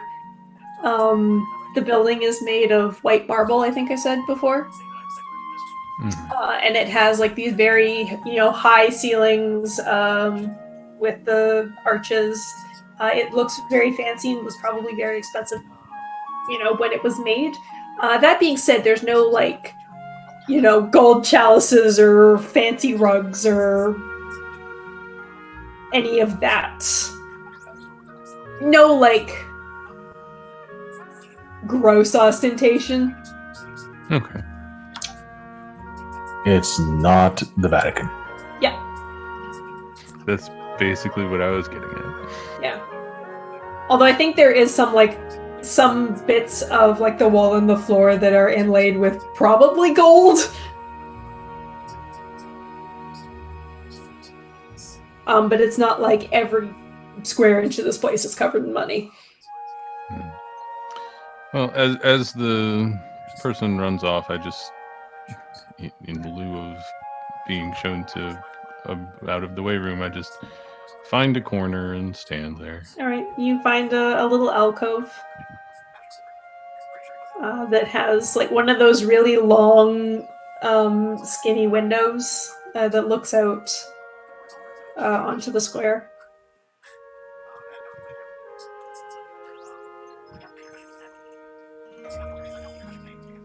There's, like, one of those, like, little window benches that you can sit at if you wanted. No, I'll stay standing. I assume from the military training, I probably prefer parade rest or something than sit. All right. You wait about 10 minutes. Then you hear footsteps on marble. Turn around and you see Capriel walking towards you. He looks rough. His hair is sort of unkempt and a little bit, not frizzy, but you know, bags under his eyes. And he stops where you are. You wanted to see me? I look around and is there perhaps someplace a little more private we could speak? We can use one of the offices upstairs if you'd like. Thank you. And he takes you up the stairs and into a currently unused office. It has like a desk, a couple of chairs, but nothing on the bookshelves. It's covered in a very fine layer of dust. Closes the door. And I need another bio break. Okay. Same here, actually. Same. I need some more water, so that works out.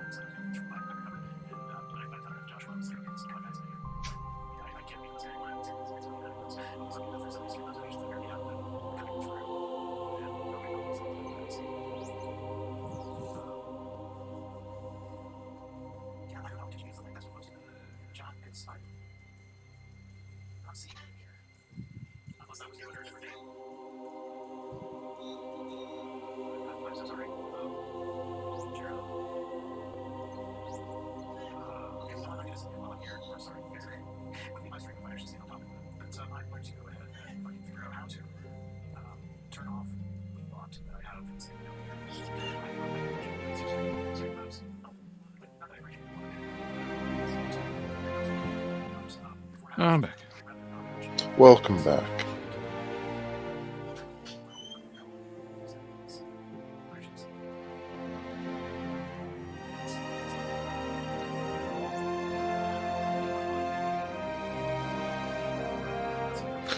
How are you doing otherwise?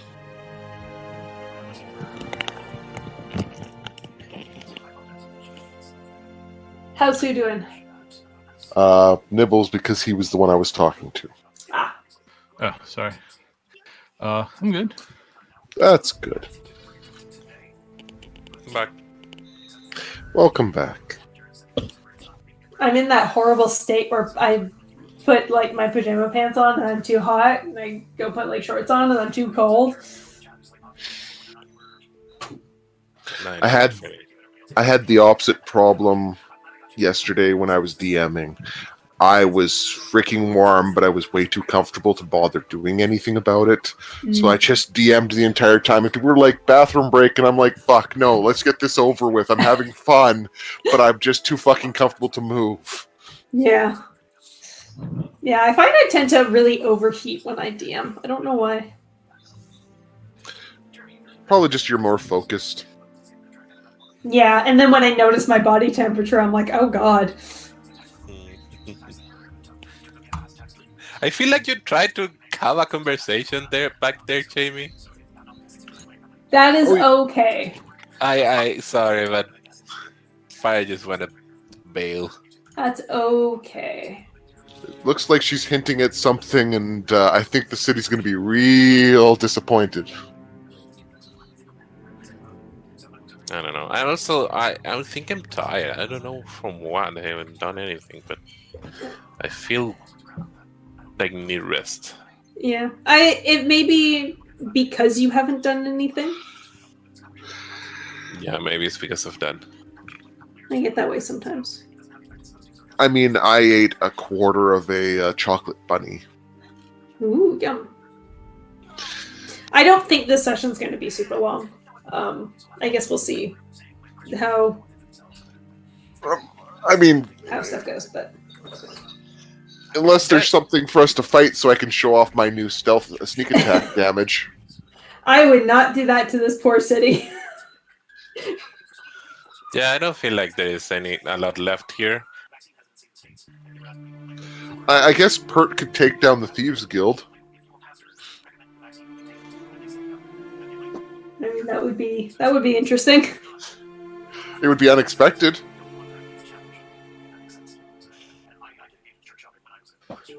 All right, is Oh, everybody back? except Mist. She left forever. I don't see the other guys. I'm here. We're missing 2 still.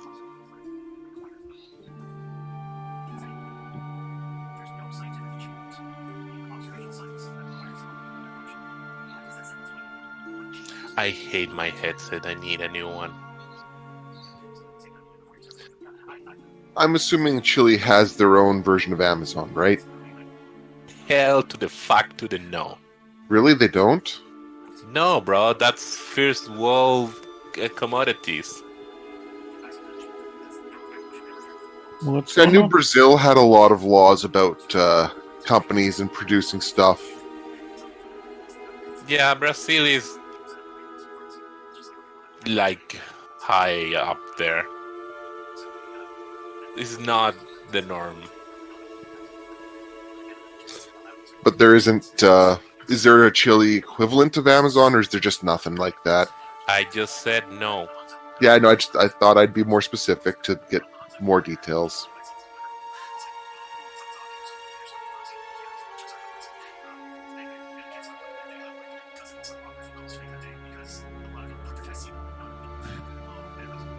Now is everybody back? I'm back that's now. okay, not. All right, I think I heard everybody.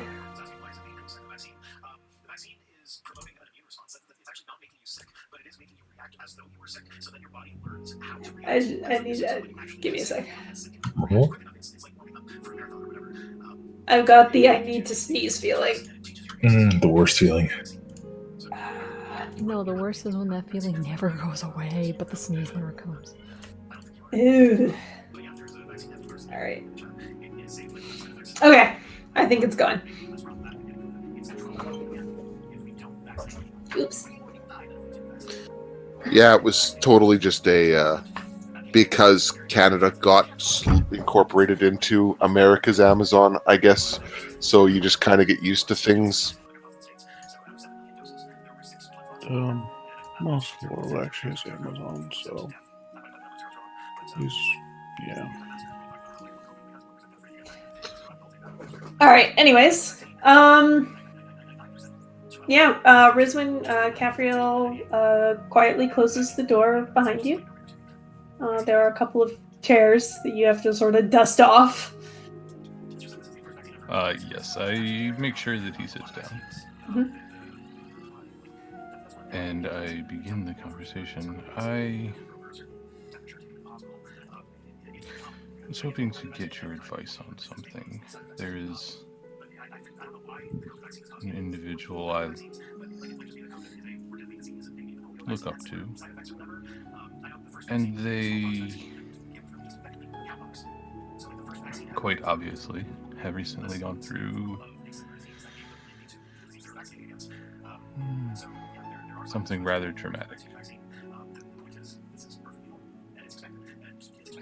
And they are, frankly, just exhausted. And I was hoping that you could suggest something I might be able to do for them to help ease their burden. I know you're close with Onyx. Maybe it's something that you've done for them in the past?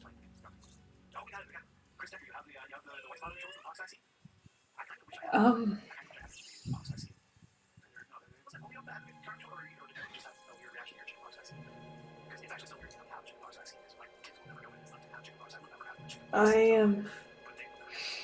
don't know.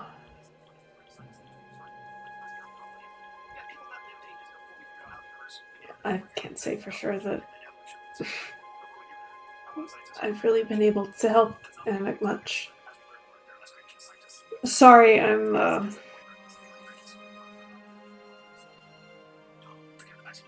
in a good headspace right now.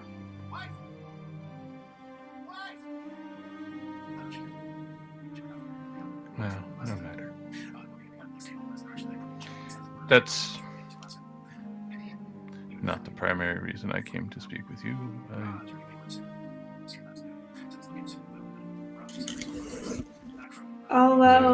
I'll keep thinking about it. I was, well, concerned about you and the last time we met, and I wanted to, well, I don't really know. I wanted to help. That's very kind of you.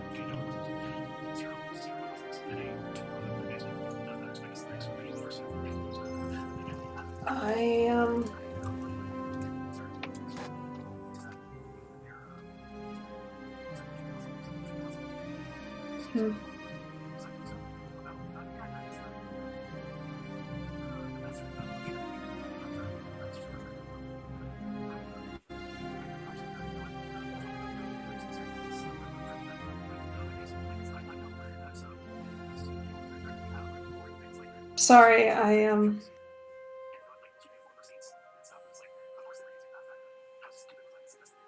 perhaps I could also ask you some advice. I'll do my best. I had an old friend come to see me recently. Somebody I haven't seen in a very long time.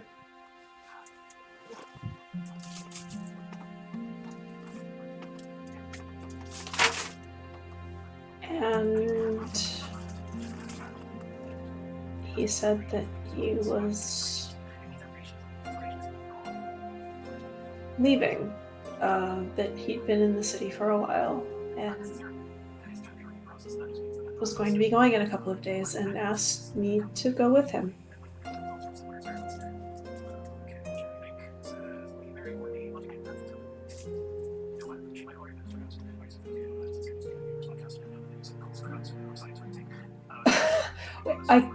What am I doing? I can't even believe I'm considering this.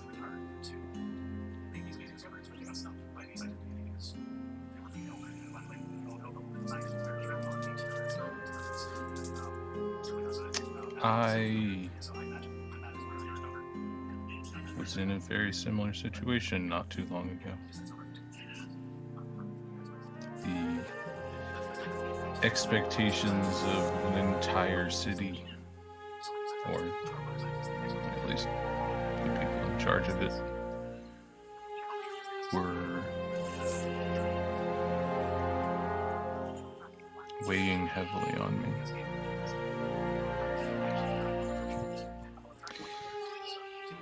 In a way, I suppose it was my duty to take the appointment, but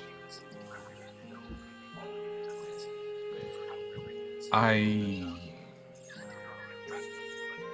was not the right person for the job.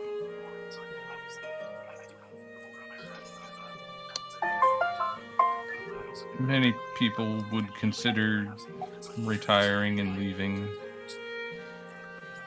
shirking my responsibility, but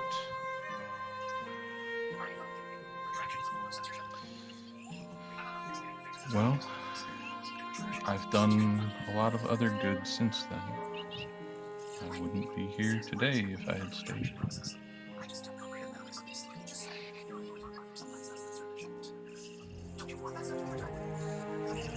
I worry about Onik.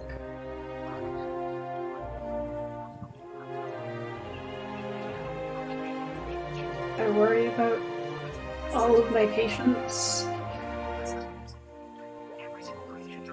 And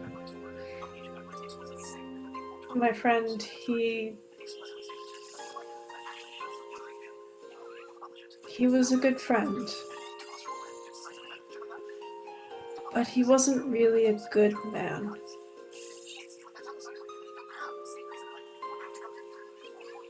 He said, "I miss your level head."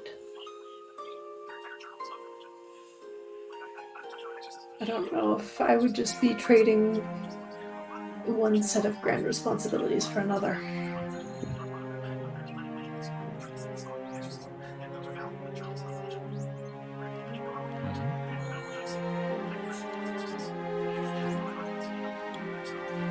Perhaps you need to find a third path.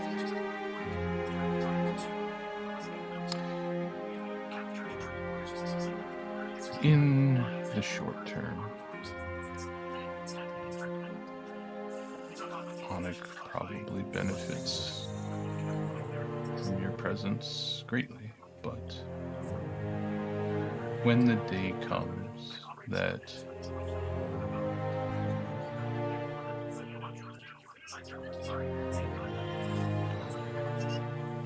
you break,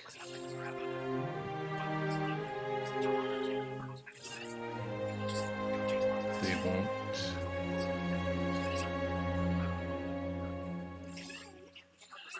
they will feel the loss of you more keenly than if you plan to even just take some time as opposed to leaving.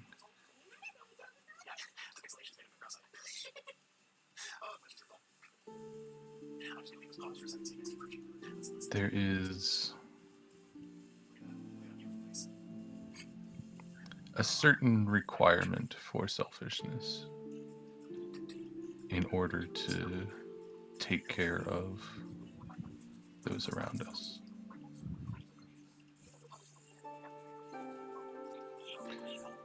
You don't use a knife until it is so dull it doesn't cut. You take time to sharpen it.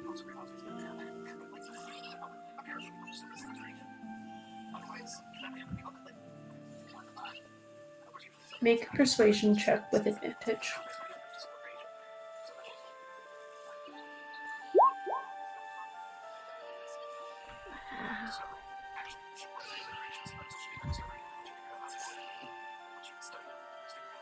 I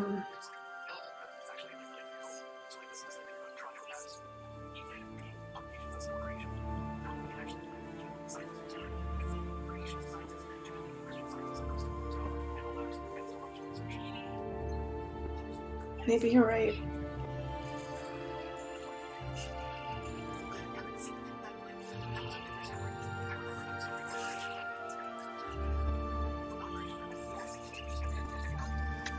This all just feels so much bigger than me.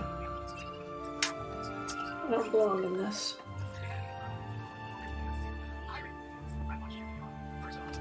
Are you sure his name isn't Pert?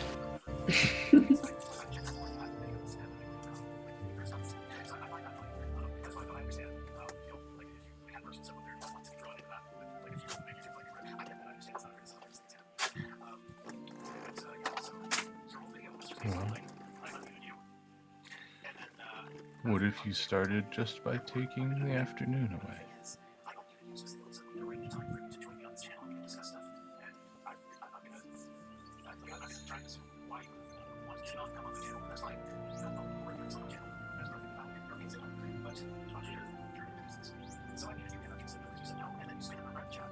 Yeah.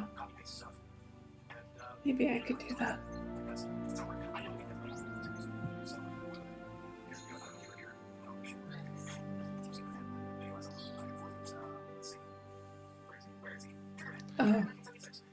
Thank you. And I stand up and I hold out my hand to him He and I say, let's go.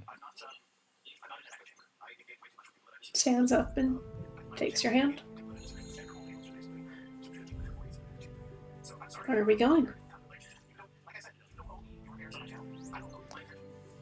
Well, unfortunately, I don't know the city. I was hoping perhaps you could suggest somewhere quiet and out of the way to grab a lunch.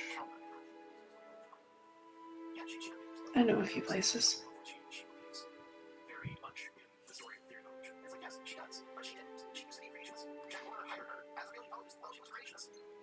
And the two of you exit the temple and go find a nice little hole-in-the-wall eatery. It's actually in Church End, which is like the rough part of town. But the food is really good. Mm-hmm. And you two are the only ones in there when you go. It's like more brunch than lunch. Yeah. Mostly my goal is to just spend time with him and try to help him feel better. Mm-hmm. If he seems like he wants to talk about the incident in the apothecary basement, I will attempt to comfort him there. But otherwise, I don't really have any specific goals. All right. Make an insight.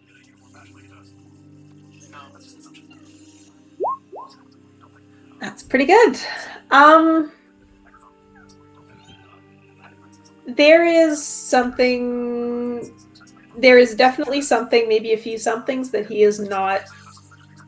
That he is hiding.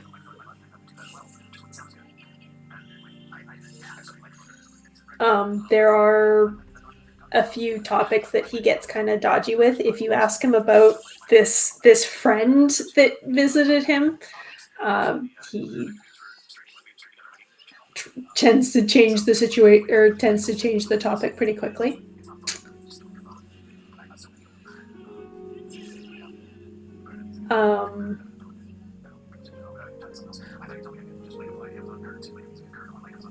And he also doesn't seem to be too keen on talking about the Hellhound. Mm-hmm. Hopefully you will let me use the same insight check for this question. Do I get the sense that any of the stuff he avoids talking about is something he needs to talk about and just doesn't want to, as opposed to it would be better for him not to bring this stuff up right now?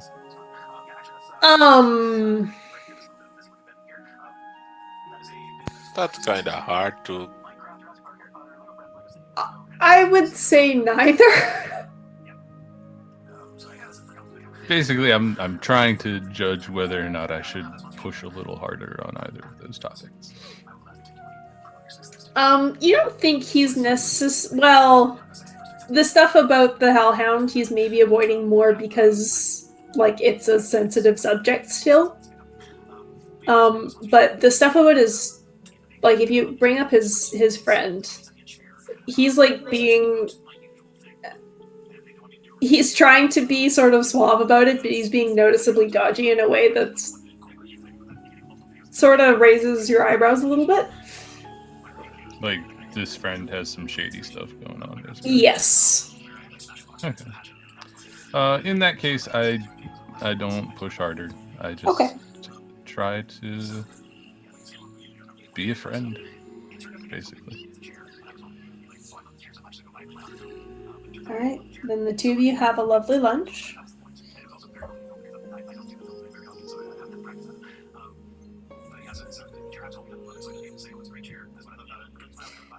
So, do you have more plans for the day?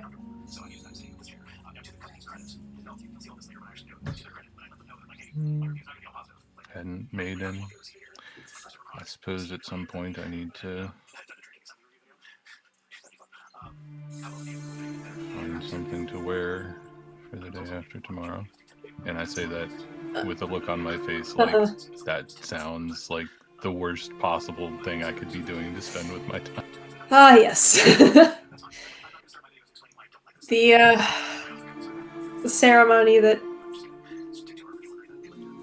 everybody has to go to and nobody really wants to, but I think the city needs it. I don't mind going. I just don't want to be paraded around as a symbol of hope and justice. I tap the side of my nose. I don't envy your position.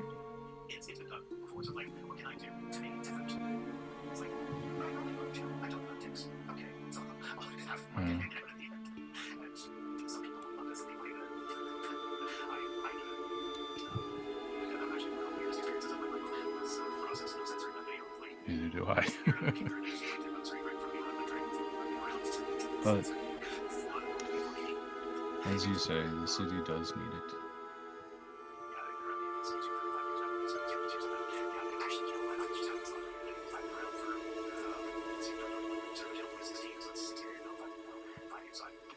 Well, if you want some company to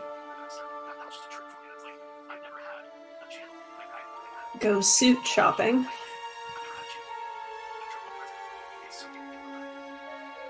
Know any quiet, out of the way tailors?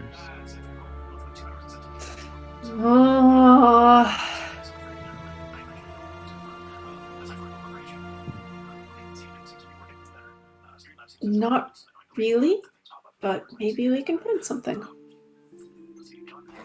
Sounds good. All right, and the two of you go waltzing around to try and find a tailor.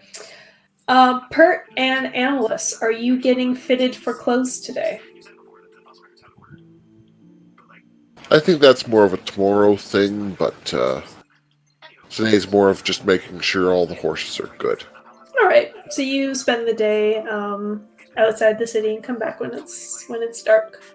So both Zoe and Kamel are doing tailoring stuff today. Is that correct? Mm-hmm. Yep. All right. So you guys, I think you both end up at the same tailor. Probably. Word. Oh, no, sorry. Go ahead. Is that in character or out of character? That's probably in character. So you end up getting fitted side by side. Yeah, I feel like we just both are lost in our own heads and try to walk through the door at the same time. I don't think Zoe's lost her head. I think she's lost in a conversation. Fair enough. Bang! Oh. Sorry. Hi, Kamel. He nods. Fire, what about you? I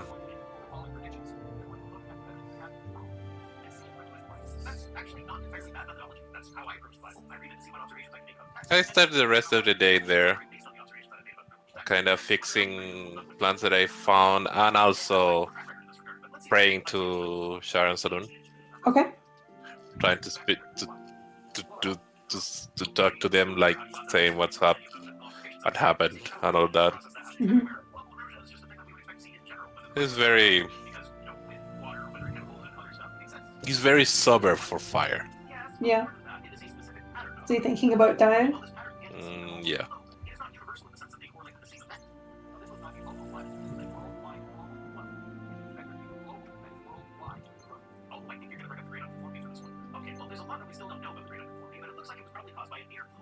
All right. So you stay there, sort of lost in thought and meditation, until you notice that the sun is starting to set.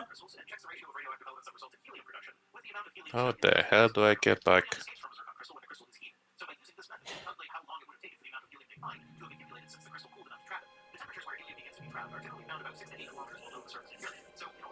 Make a survival check.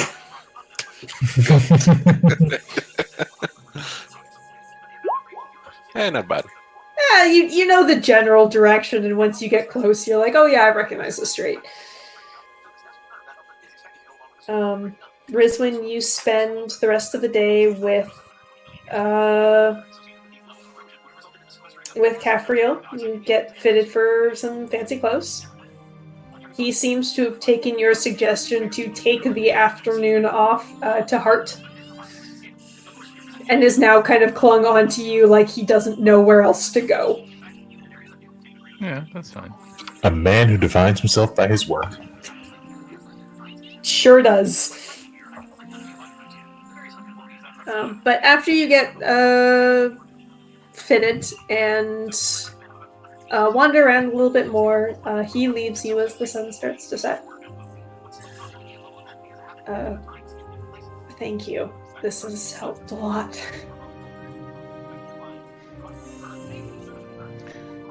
Just keep in mind what I said about sharpening knives.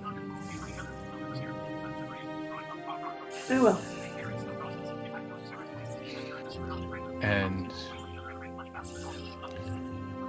I won't be around too much longer, I guess, but if you do need to talk about things that are weighing heavy,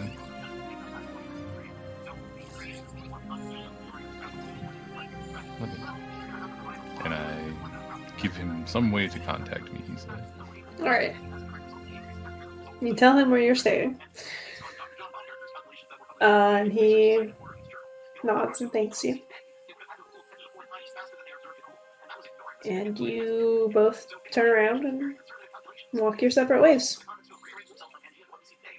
After fitting, Vanya bids Zoe goodbye as well and says, "Don't forget, come see me tomorrow at the library. I have a surprise for you." Get another surprise? What was the first surprise? Getting to see you! That wasn't a surprise. You came to the library to see me. You It were was a writing a surprise nice for letter to me. me that was a surprise. A lot of letters. Just be there tomorrow. So he totally took the letter. Alright. It is still half finished. Doesn't matter. Aw. Alright, so everybody in their own time makes their way back to the Silver Swan Inn. They have prepared dinner that is just as lavish as the breakfast that they made for you. There are a few more people sort of standing around trying to look official and like they're guarding the food, but are really just interested in like seeing you up close. Scrooge moment. Are you sure they're not just there for Pert's tipping?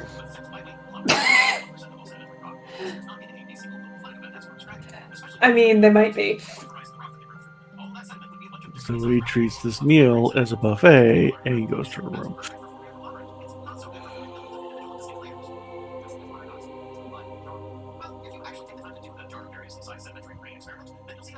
What did the rest of you do? Pert will take a plate and fill it and sit down at the table and start eating, Pretty much the same. eyeing the others and informing them of the health of the horses.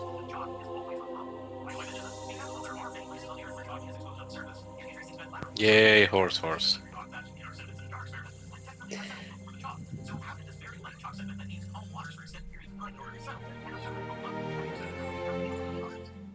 How about the rest of you? Just sitting, eating. Afterwards, he just puts his plate to the side and goes back to his room. Okay. Unless anyone stops him. Alright, is there anything else you guys want to do tonight? If it works out, Rizwan would try to wait for everyone else to head up to bed besides Pert. Pert's not going to be rushing out of the room, so yeah. Unless anyone else sticks around, it'll be the two of us pretty quickly. I think Amelis has to, like, try to convince Melis to go up the stairs and away from the food. Just take a turkey leg with you. We have decided that Melis is very food motivated. Why just a turkey leg? Why not the whole turkey? I mean, if you feel comfortable in carrying a whole turkey, take the whole turkey. It's a 30-pound turkey. What are you doing? A little trail of saliva follows Melis up the stairs. The tentacles and the tail are swishing in unison. Mm-hmm. I follow up. Hey, wait, I want turkey too. Apparently fire is also food motivated. We knew that. Would you like a good shrimp? I'm away. Alright. So yeah, Pert and Rizwan are the last people still downstairs. I think with the majority of the group having gone upstairs, most of the other people, except for the one who was like actually there to sort of watch the food, have dispersed. You get the sense that the most interesting ones of the group are Kamale and Fire and Zoe. This is a relief. And Cat. Cat's in a different game. Not that cat. Yeah, so after making sure that our mugs of ale are refilled, I just kind of sit down and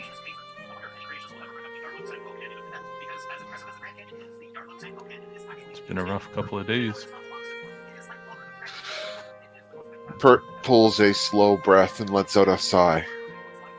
It has, for a lot of people, for the city, for a lot of people's sanity.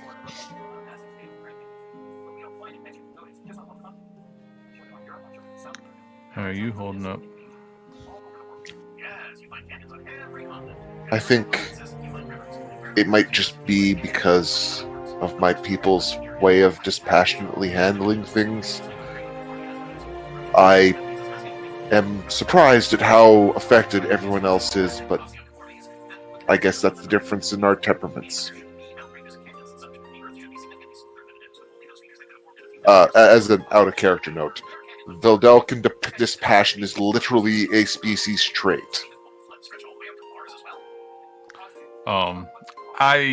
The player, seemed to recall that Bert checked in on his family at the end of last arc, right? Yes. They were busy doing doctor things. Right. Pert was like, good. Okay, they're fine. Moving on.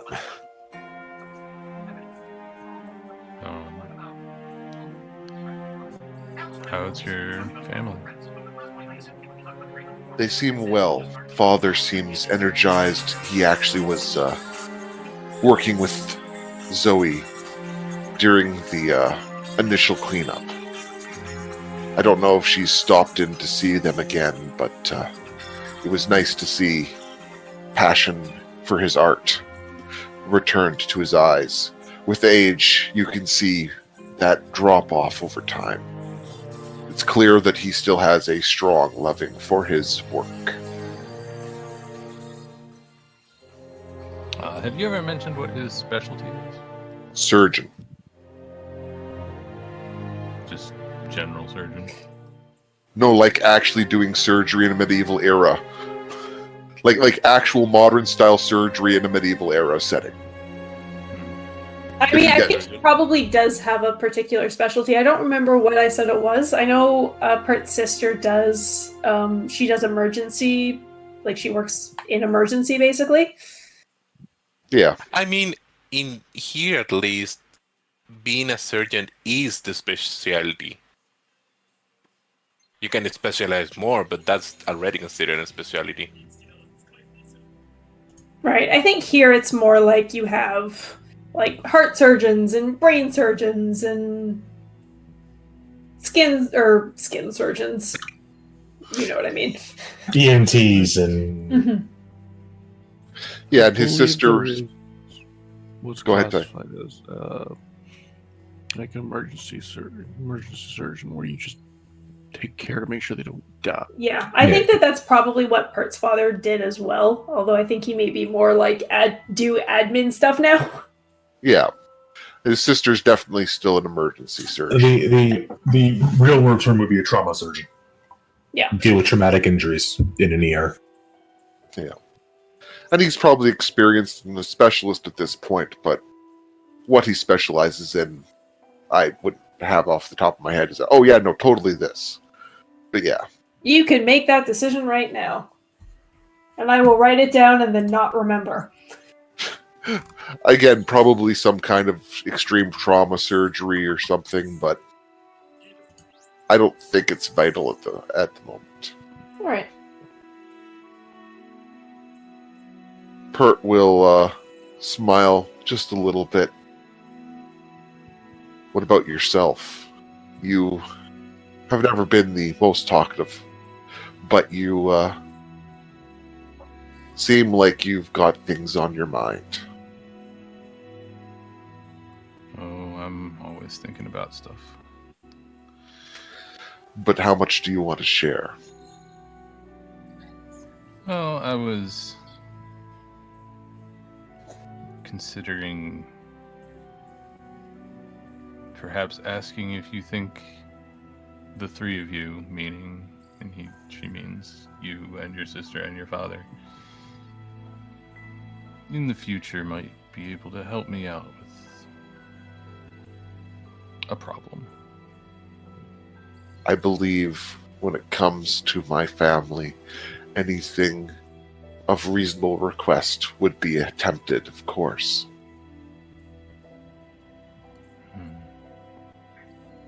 So long as you aren't asking us to do something horrific, we'd always be happy to try to help.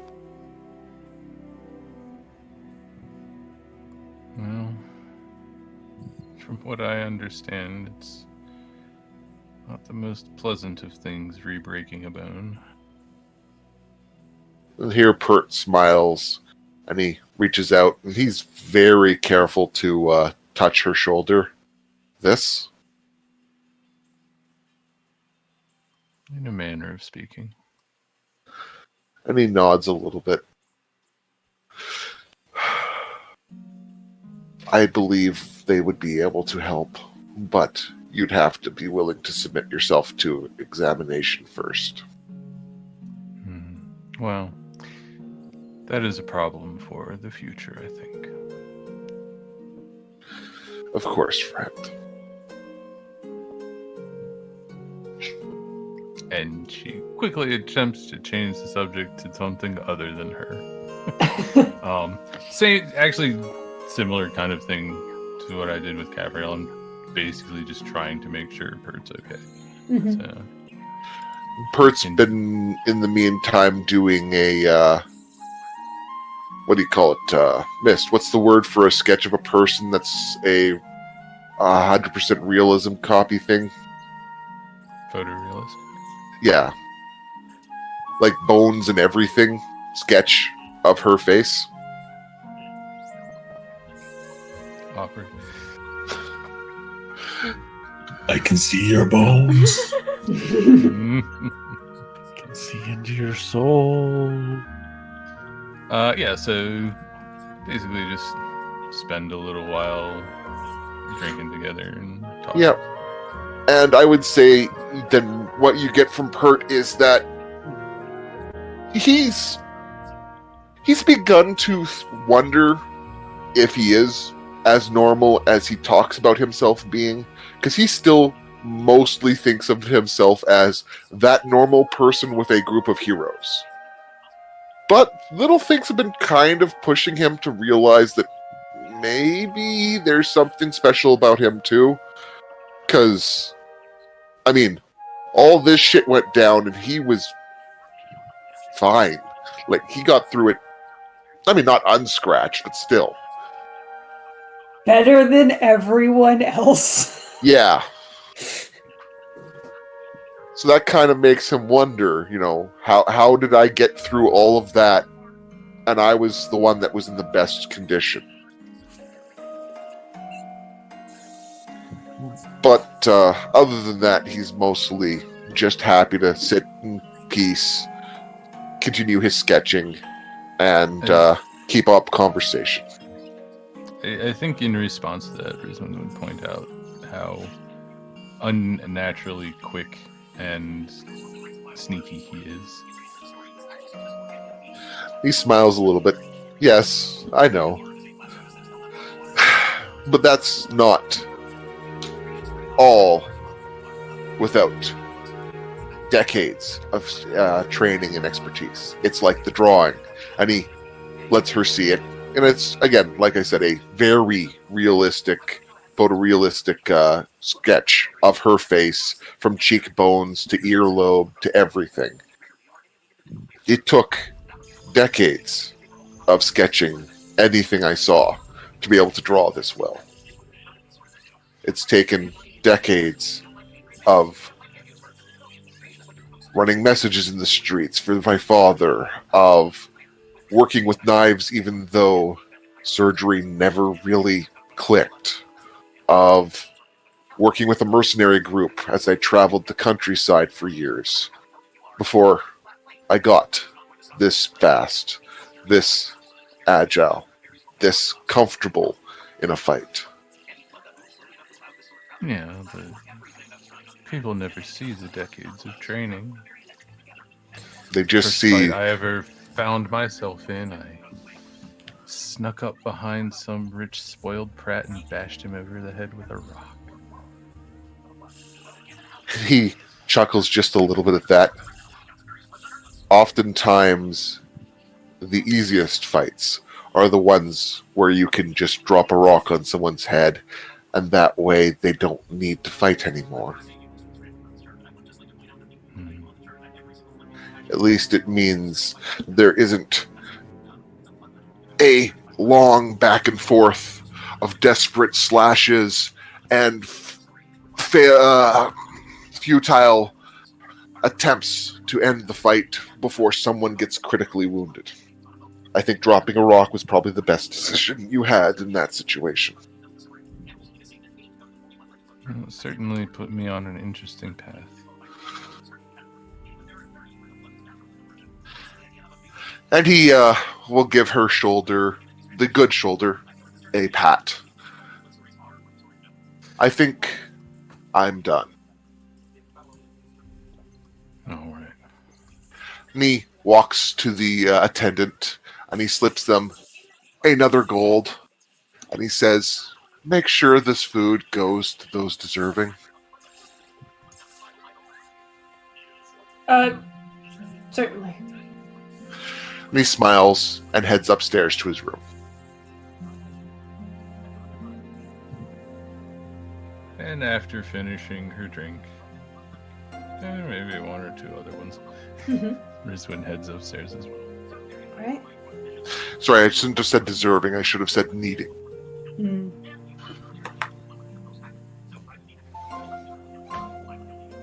All right. Is there anything else anybody would like to do before everybody goes to sleep?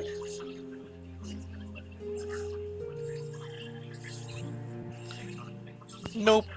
Nothing tonight, no. Okay. I guess everybody goes to sleep and gets a long rest. Ty, remember to take your hit points back.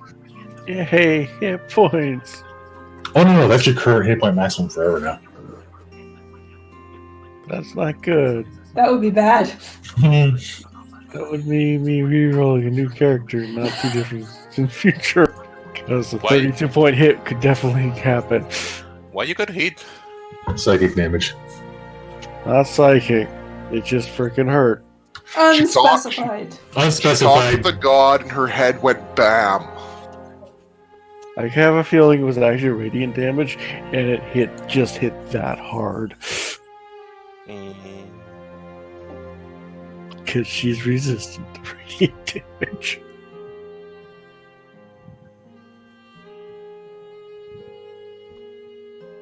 All right. Everybody has a pretty restful night. Now that the city is sort of going back to normal and you're not seeing all of the carnage and destruction so much, it just... sleep comes a little bit easier than it did the previous couple of nights. You wake up the next morning, there is the same sort of fancy breakfast waiting for you.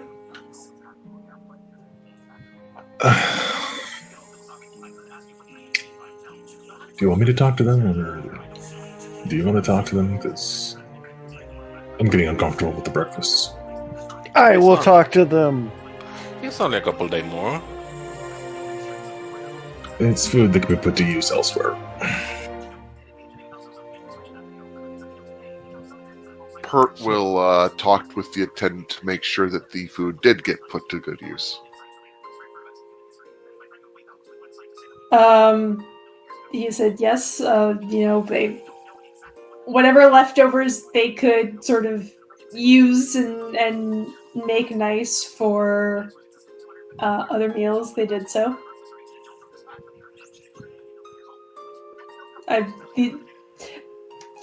people in these cities and societies know how to reuse food that did not get eaten the first time around. And they made sure to take food to the poorhouses and the workhouses and stuff. He kind of smiles and nods. Make an insight check. Insight.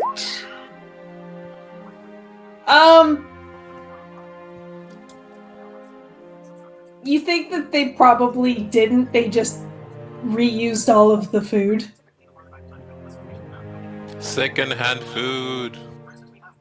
That's not for you guys, it's for everybody else. For the rest of the patrons. Pert gets a little bit more insistent and palms another gold into the person's hand and says, "The poor, the starving, the homeless, the workless, they're the ones that need this." Yes, sir. I hope I don't have to make this point ever again. You will not, sir. Pert nods and takes a seat and eats lightly all fish courses.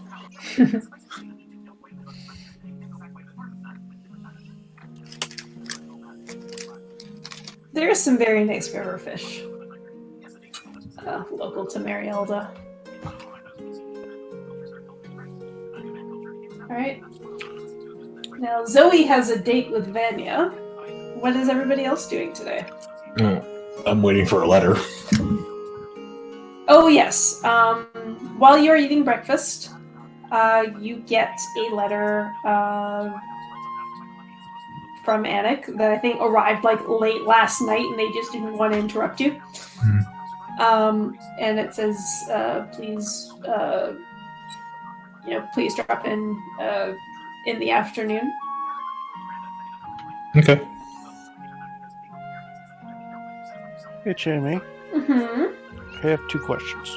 The Sure. first being, does Zoe know that she was working with Pert's dad?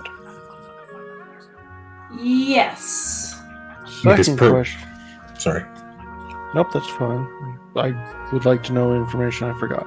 Yeah, I'm pretty sure Pert told you. Pert told Yes. you. Pert was Pert there. talked with his dad, and you noticed that they were both 7 foot tall. Oh yeah, the conversation where Zoe's had to crank her head straight up and be like, "This sucks." Hang on, I'm gonna go get a footstool. I'll be right back. The next question would be, does she have time to be able to go to the hospital before her meeting at the library?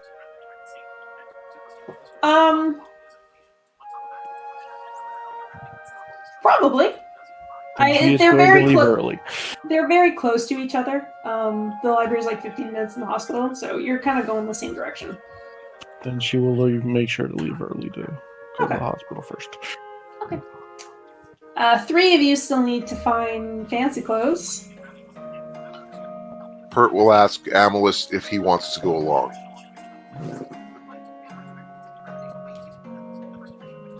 Alma will ask Fire if he wants to come along as well. He's not there. I'm not. There's an empty spot at the table with those outline marks from an anime where fire used to be. Something like that. Well, shrug. I'll go with Pert. And should we get Malice a collar while we're at it? Something impressive and spiked, or cool and jeweled, or... Or whatever he'll tolerate. Good point. Alright. Weren't we making armor for Nellis at one point? You had considered it, and then had decided to wait a little bit longer and think about it, and then that was the last we talked about it. A lot of Fair. stuff happened. Yeah, then stuff happened. Yeah. Actually, before I forget, did everybody get their stuff from the blacksmith except for Fire? I know Perk I did. canceled. Sorry, go ahead. Sorry, I know I did. Okay. Pert canceled Rizwin? his order because he needed a rare metal that he's not Right. getting. So Rizwin did, right? Remind me what I got from there. Wasn't it just? It was the the metal inlay on your. Yes, I did get that. Okay, and then Miss, did Amma pick up his breastplate? I mean, that was done really quickly. Okay, so I just wanted to make sure that all of that's been done. It's just Fire's armor that we're waiting for. Cry emoji.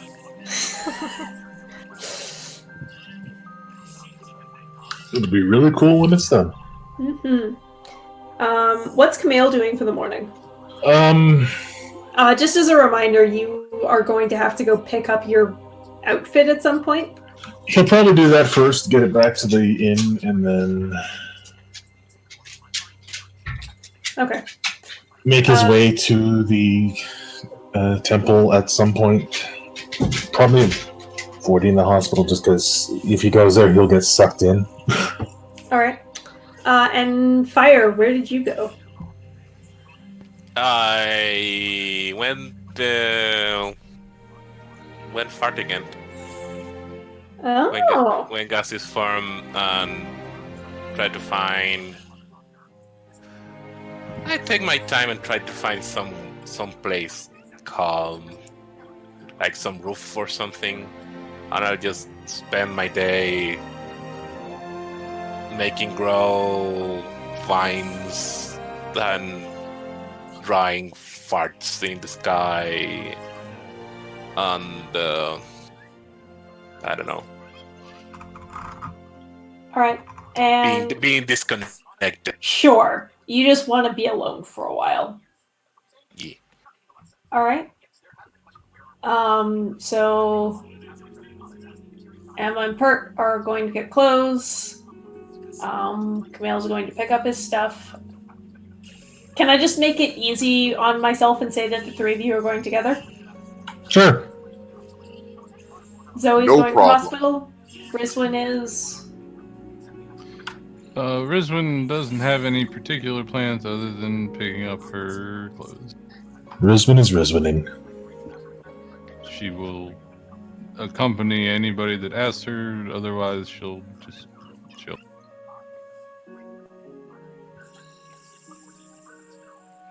Okay. Did you want to go with the big group? Sure. All right. Let's do Zoe first. So Zoe, you leave a little bit before everybody else. Make your way to the hospital. She's looking for Bert's father. Do you know his name? Dr. Pert's last name. All right, so you walk in to the hospital. It is not the old angry gnome this time. Apparently today is his day off. It is an older human woman. She says, "Oh, can I help you, dear?" Hello, I'm looking for Dr. Pert's last name. He is no. What's Pert's race called again? Vidalcan. Vidalcan. Vidalcan, older gentleman. I think there's also a younger lady here who works as also Vidalcan. Oh yes, I know who you mean. Please follow me. Zoe follows. She leaves the desk, puts up a little sign that says "Be back in 5 minutes," and leads Zoe up. She uses the elevator. There's like this little hand crank platform that goes up and down the floors. Is there room enough for two in this, or is Zoe following on the steps? Oh yeah, it's meant like it's built pretty wide. And she leads you up to the 3rd floor. And it is like the first office that you see. The door is open. She goes and knocks on it, and then motions for you to go in. Zoe steps in, does a greeting and a curtsy. And just He says, kind of raises his eyebrow at the secretary, just being like, "Yes, you can go right in," and then sees you. He goes, "Ah, good morning." "Good morning. Don't remember if you remember me, I do. despite the fact that she's convinced everybody remembers her. Mm-hmm. Wilt Almars. Yes, that was a word. In the near future, I believe we're going to be leaving the city again. If you would like, I have the ability to send short messages back to you so you can know how your son is doing. Would you like that?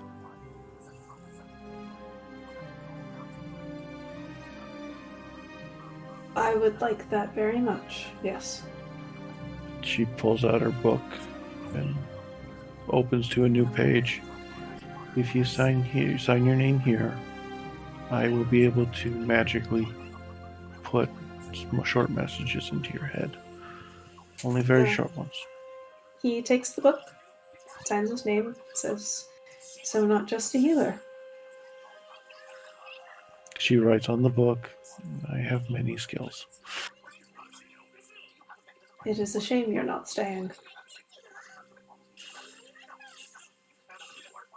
The city has many people looking out for it. Other cities are not so lucky.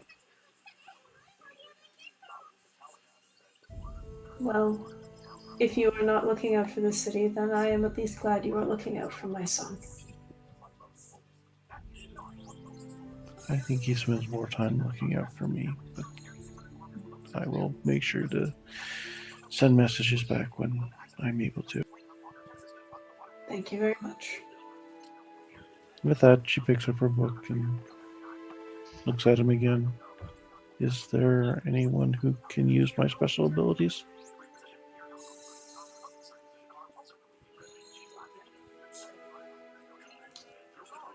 There are always people that can use that. I have not been to do my rounds yet. However, perhaps it is not a bad idea to save those abilities for when you really need them.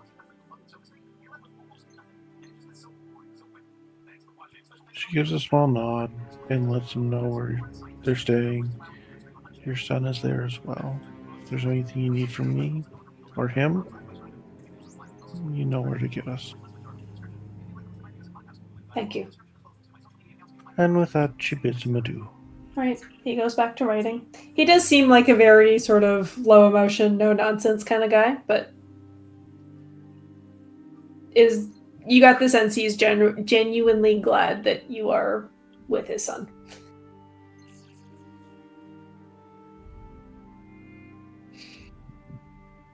Back down the elevator, out the hospital you go.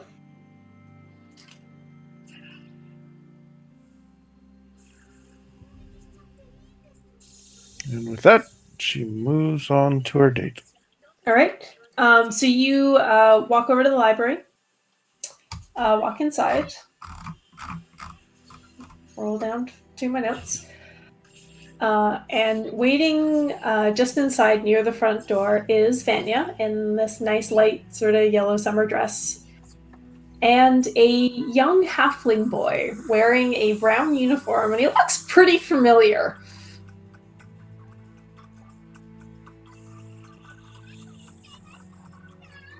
Vanya sees you first, and she smiles and waves, and the halfling turns around and kind of awkwardly smiles and goes up to you and says, "Hi, do Do you remember me?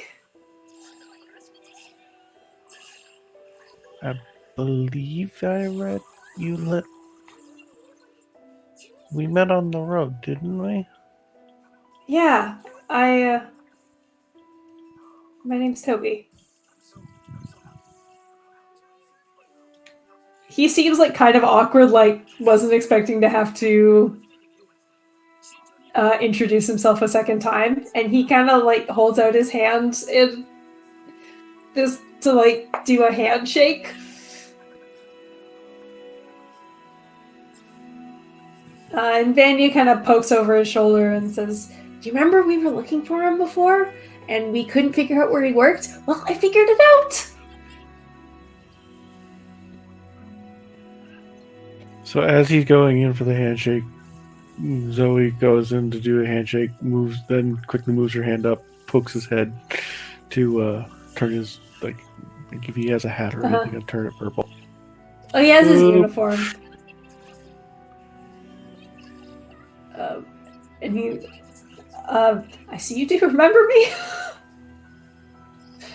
Unless you do that with everybody, I guess I don't know. I do it with people I like. He turns a little bit red.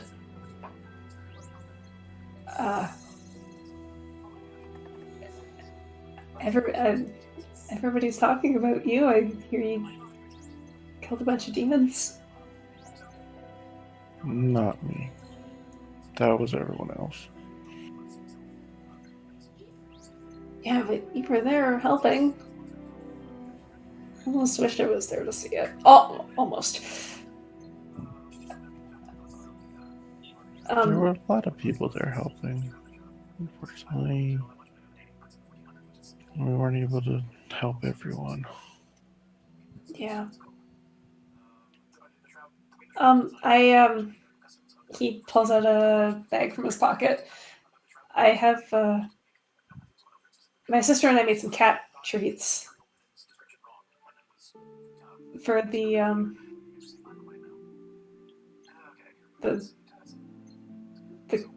cat. No matter how many tentacles it has, that thing is clearly a cat. Yes. Vandy kind of pokes her head in, so you want to get some lunch? Lunch sounds good. Somewhere quiet, please. She sort of puts an arm around you and puts an arm around Toby and is like trying to make it less awkward. Awkward. It is what awkward. Zoe does. And she leads the two of you out of the library and to go find some place for lunch. And Fire is chilling by himself. The other four are going to, some of you are going to get uniforms and... Sorry, not uniforms. Fancy clothes. Oh god, the idea's in her head now. We just... You put the idea in my head now. Walking down the street, there's a few more people on the street than there was yesterday. Things are slowly going back to normal. But on your way to the tailor's, I'd like everybody to make a perception check. Perception? I'm horrible at that.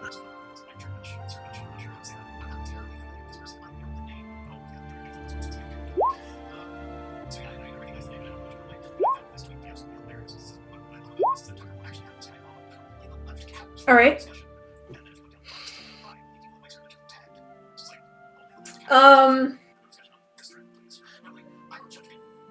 Amalus and Rizwin, you both notice, sort of in and amongst the gentle crowds of people, that there is somebody in like an angry-looking dwarf that's standing in front of you with a younger human man beside him, and the human man is like trying to talk to him in sort of a urgent fashion, and he's just staring. This dwarf is just staring you down, ignoring his companion. and then just arms crossed marches up to you. As he gets closer, Pert and Camille both notice him. Camille, this dwarf looks familiar. Oh, him. One of the goons, right? Yes, but he does seem to be by himself, aside from the human that he's with, who he's not approaching you. He looks kind of nervous. Have my hand on the hilt of wherever my dagger is. Alright. He kind of gestures his arms out. So you're big heroes now. Congratulations! Is there something we can help you with? Well, perhaps. I seem to remember that me and my associates gave you a little tip about some magic items you might be able to find. You are obviously mercenaries of high caliber, so I'm sure that the ruins were no challenge for you. Now, I don't expect that you're going to want to hold to our original agreement, and I totally understand that. He seems to kind of bite that, like he's a little bit sour about it. But I'm sure that a lot of you don't have much use for a sophisticated item like that. Perhaps we can come to an arrangement.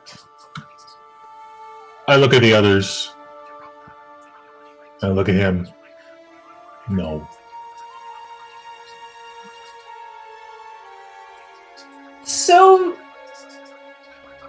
So callous. And as he says that, everybody experiences this sharp pain in your ears. You all instinctively recoil. There's this wave of disorientation that hits, and you can hear like a very high-pitched ringing.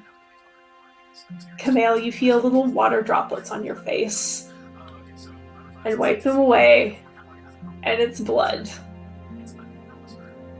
In front of you, the dwarf that was talking to you now lays on the ground, and where once there was a head, there is nothing.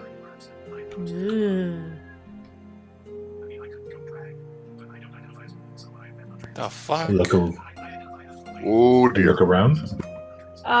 You can make a perception check at disadvantage because you cannot hear at the moment. Instead of looking around, can I try to see where the human is? Sure. Same roll. Where's your roll? Asking if it's still disadvantage perception. Yeah, I think so.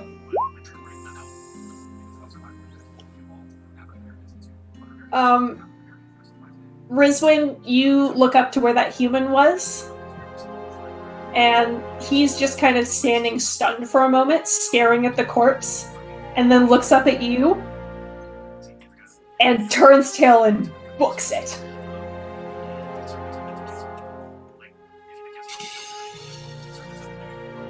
As you all look around, you start to notice, like, there's people around you that are holding their ears, staring at this body like, oh my god. As your hearing just kind of barely starts to return, you can hear footsteps, more people rushing into the street. You hear somebody yell for the guards. Oh, goody.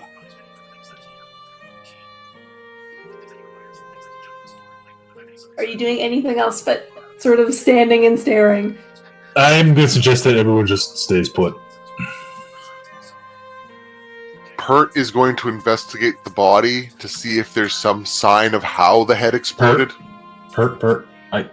Guards come in. Don't touch the evidence. Without touching the body, is there any signs of how the head exploded? Because you can't touch it, I'll get you to make a perception check.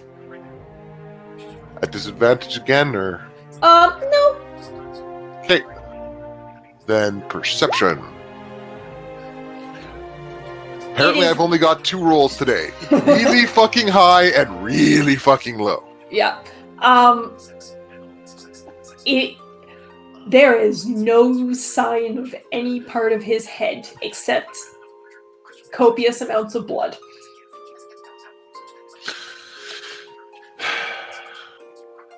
I don't do magic, so I have no clue what happened here.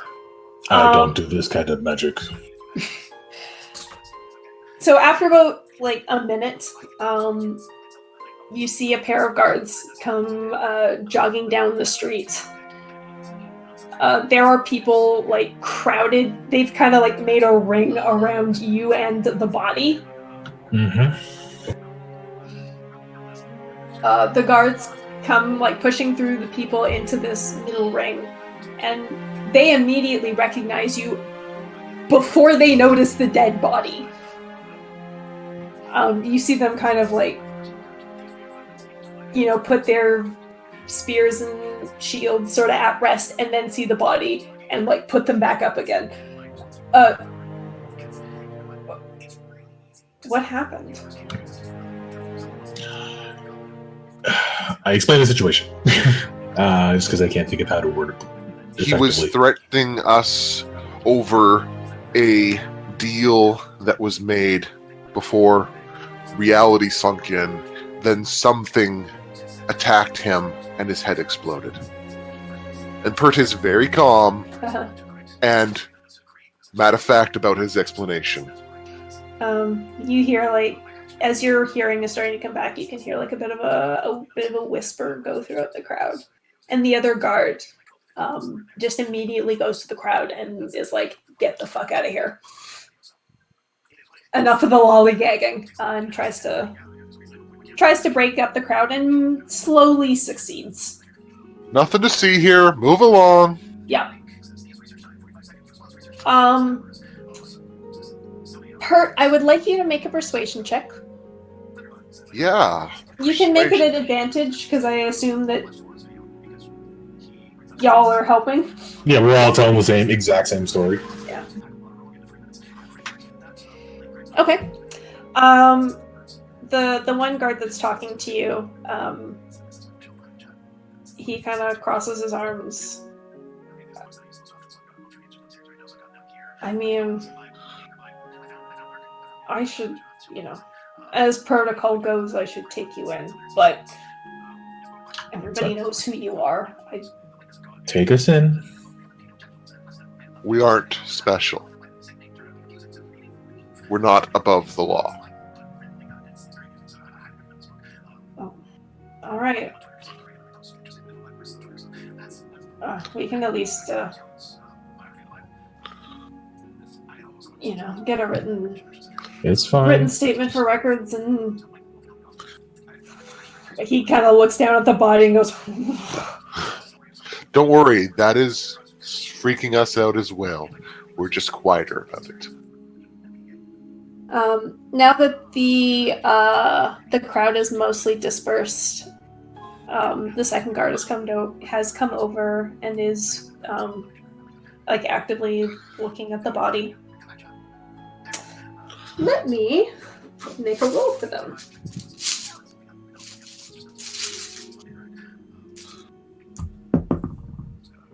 Ew, that's very good. And as they're sort of searching the neck area, you see them pull something out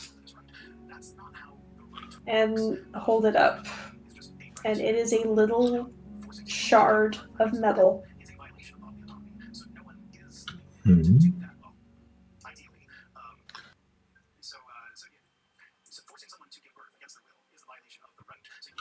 Do we know what kind of metal it is? You can take a closer look. Make a nature check if you want. Sure. If I have any experience in nature whatsoever. Would you like me to do it then instead? Yes, you can do it. I was like, I don't know, it's metal. It's covered in blood.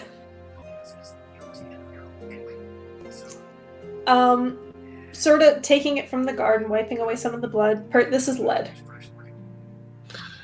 It's lead. Is it possibly shot?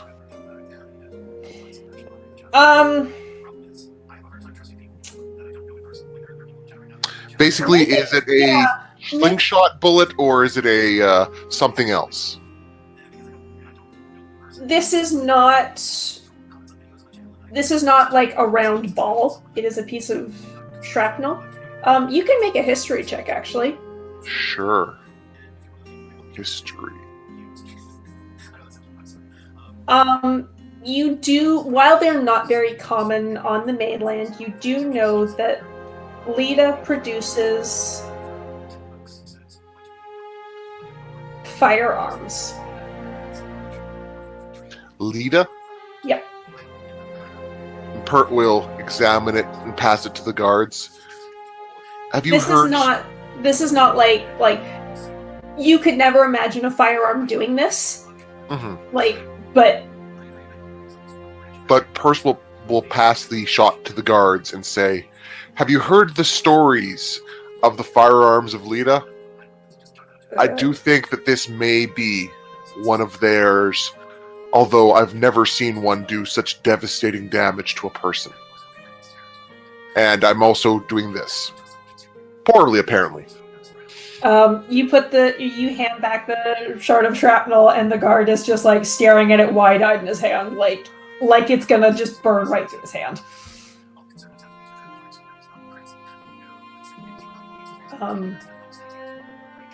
Well, how about you come with me? Of course. And you can clean this up, he says to his partner, and his partner says, yeah, sure, thanks.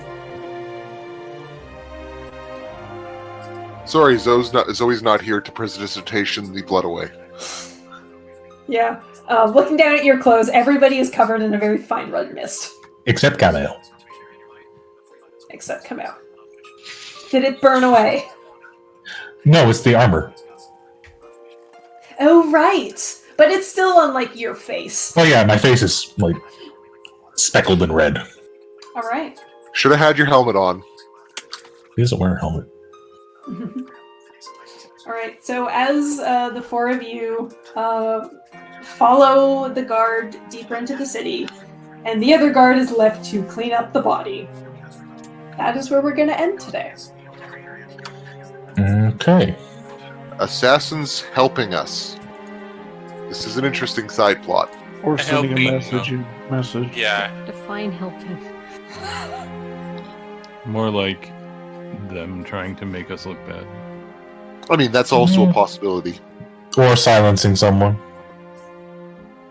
Many possibilities. Or cleaning up the failure. Because he gave away valuable information and got nothing for it. Many possibilities.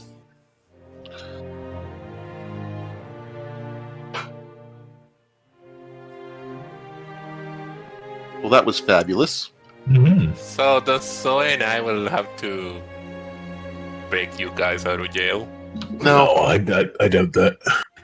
I mean, We even do if we see. needed to break out of jail, Pert's there. He can Pert open can- the door. Yeah, Pert can break himself out of jail. He don't need no help. I could probably talk myself out of jail. Yeah. I wonder, can I have a god write in my book? You can certainly try. My minimum skill check on a thieves' tool is a 13 right now. Do you mean that we level up? You do not level up.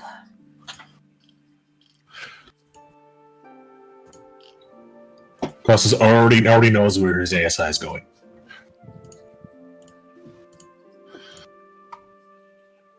So does Zoe.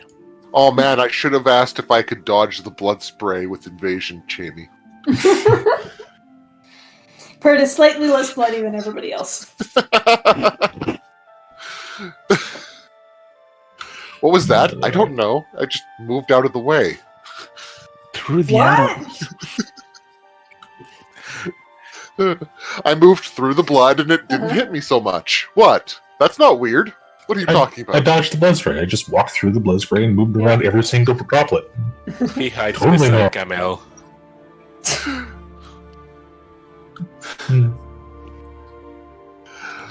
That was fun, Jamie. I don't know why you were so worried. I think because we all had a lot we wanted to get accomplished, and there's no way we're going to fit it all in one session. Yeah, and it's also it's one of those sort of awkward things where everybody has things to do by themselves. Yeah, it's going to be two Yeah. 2.5 sessions of that. I think you'll probably be out of the city by the end of next week. Okay, good. Maybe even before. I guess we'll see how quickly things progress. Depends on how many assassins we have to shank. I've been looking for art design for a new hat for Zoe. Ooh. I Did saw you see one a that while witch I ago. posted this morning? No? She's got a giant hat. Yeah, that's not really the style I'm looking for. I know, but it's cute. I found a Zoe that, well, it's human, but it's just Zoe.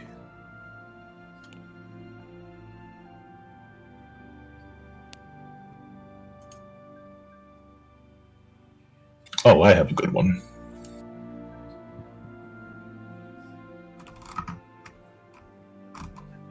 Okay, I need to go and... Kirby. Yep. Giant freaking hat.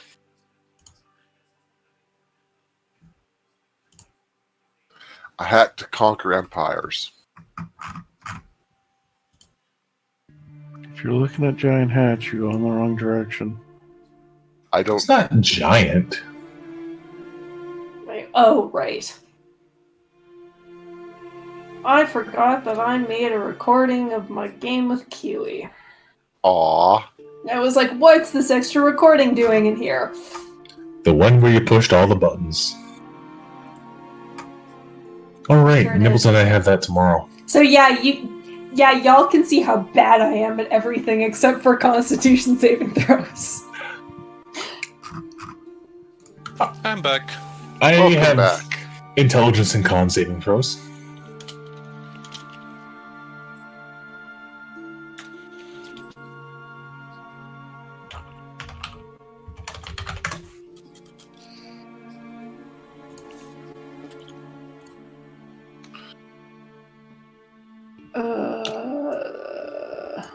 Also, you're going for a fascinator tie, not a hat.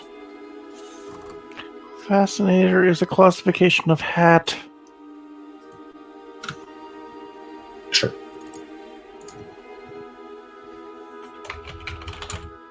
It's technically a headpiece.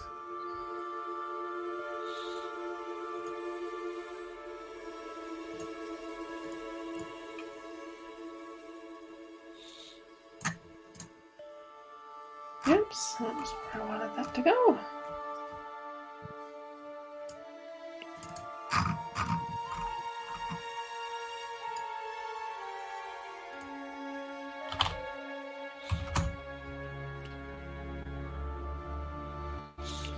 I mean, if you're gonna go whole hog, I say.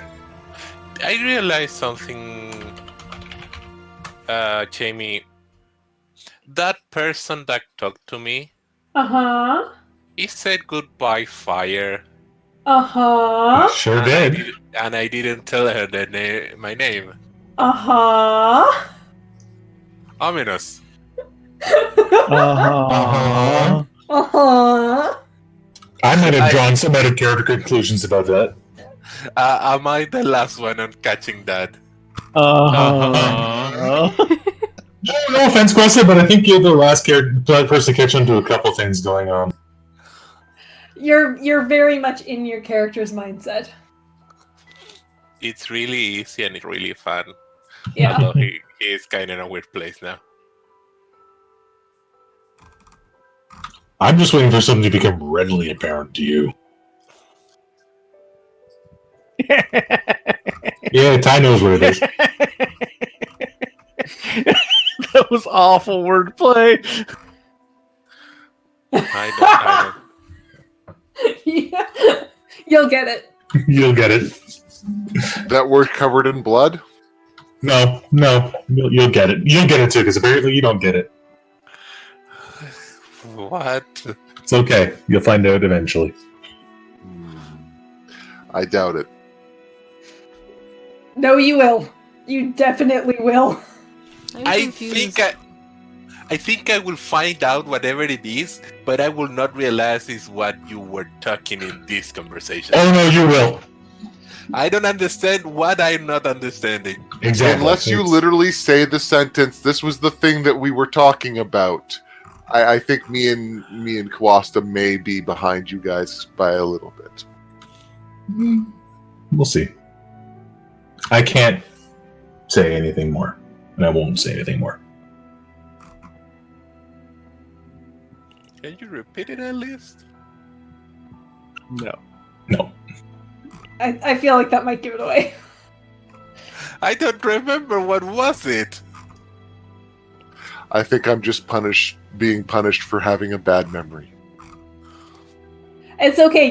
It'll be a fantastic surprise. Okay. You know what the worst part is? I didn't even mean to make it a pun. Oh, I didn't think you did. Just it worked so well. Yeah.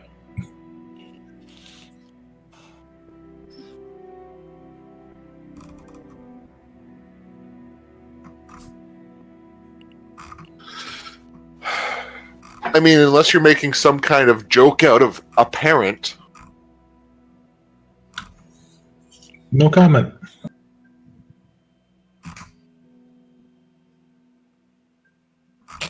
Oh my god.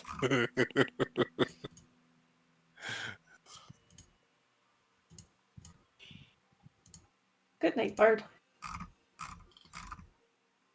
I'd go fall down and go boom.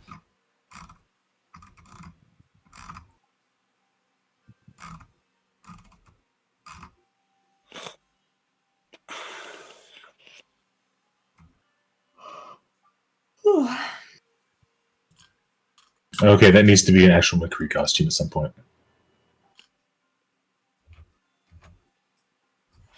I would pay money if that costume went to, like, breast cancer awareness. Absolutely.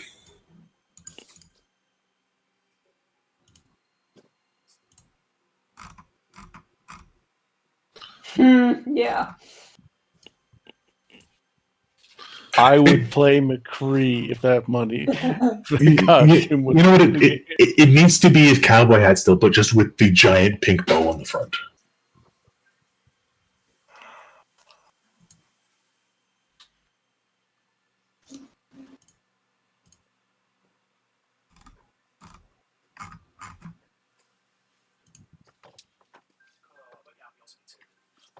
I need to find an artist who's socially distancing and can complete work in a week.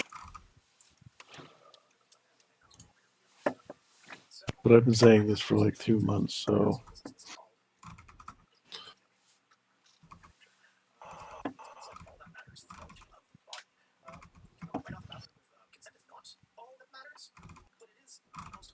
Does Mercy literally dance the Macarena or something? It's the electric slide shuffle, something. Baila tu cuerpo alegría Macarena, que tu culpa para darle alegría y cosa buena. Macarena. don't cheat on your boyfriend. What? Go have a lyrics, listen to what the actual lyrics for the Macarena are in English. Like the English version of that song.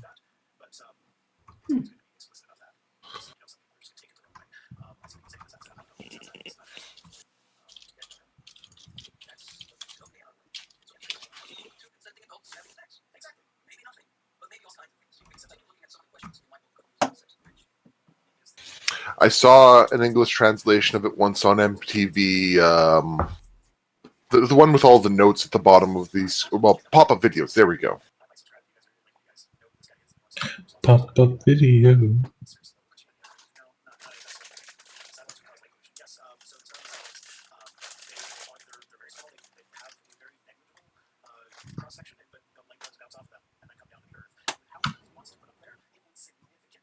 Yeah, in Spanish is to I don't know. I don't know if it's literally about cheating. He says about that Macarena has a boyfriend, that the boyfriend got drunk and then danced Macarena dance. So they got drunk and danced. Wait, Macarena is a name? Yeah, Macarena is a name. It's a Spanish-rooted name, very common. Huh. I didn't know that. I did not know that. Literally never heard that. La Macarena, it's the name is saying the, I don't know, Jamie. Yeah. No, I've just never heard. I actually have never heard that word in any other context than the song. So. Mm. I have Yeah. had many friends called Macarena, and they all got bullied about this thing.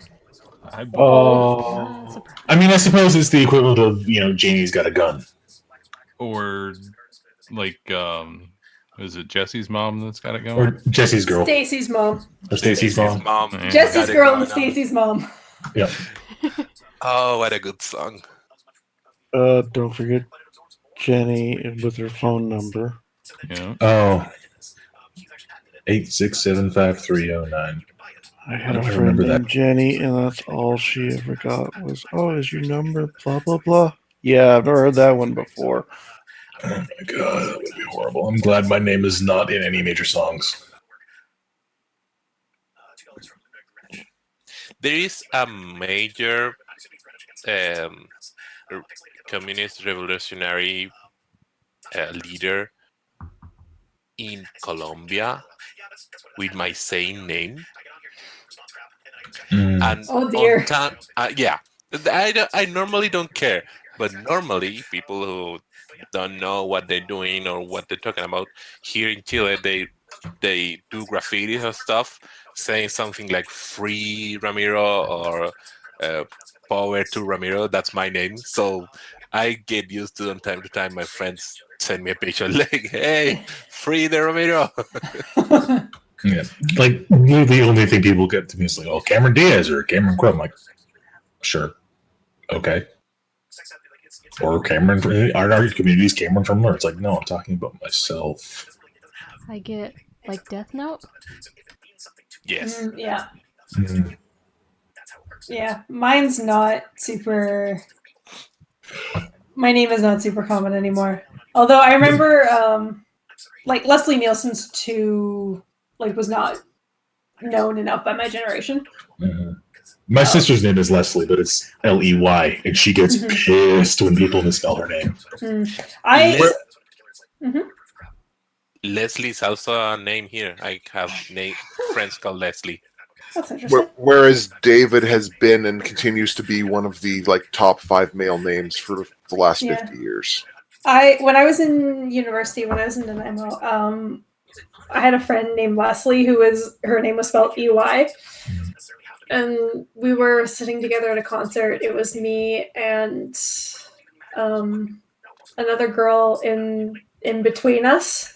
And she was like, "Oh, it's a Leslie sandwich, but one's white bread and the other's whole wheat." And so my nickname for half a year was White Bread. Don't, you should not tell me that, because I don't want to call you White Bread. Oh, no, I'm not going to do that. I have a hard enough time not calling people by their given names as is.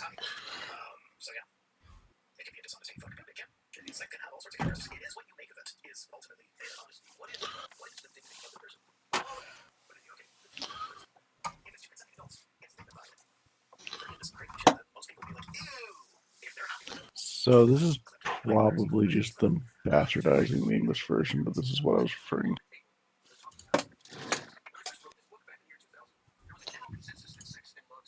Link is at the right spots to play it from the link. What do you say? Sorry. The link is at the right spot, so click through the YouTube. Yeah, let me hear it. Oh, never mind. In Discord, actually plays it at the right spot now. I started playing it and then you started talking. I couldn't hear anything. Sorry. It's okay. Why is the next autoplay up for me Boney M. Rasputin? Because it's a really popular song. Rah, rah, Rasputin. I mean, I've seen. Because it's based off mine, and I have to listen to Rasputin a lot. My sister was just talking about that yesterday, the song. I mean, I listen to it fairly often. It's actually in one of my playlists.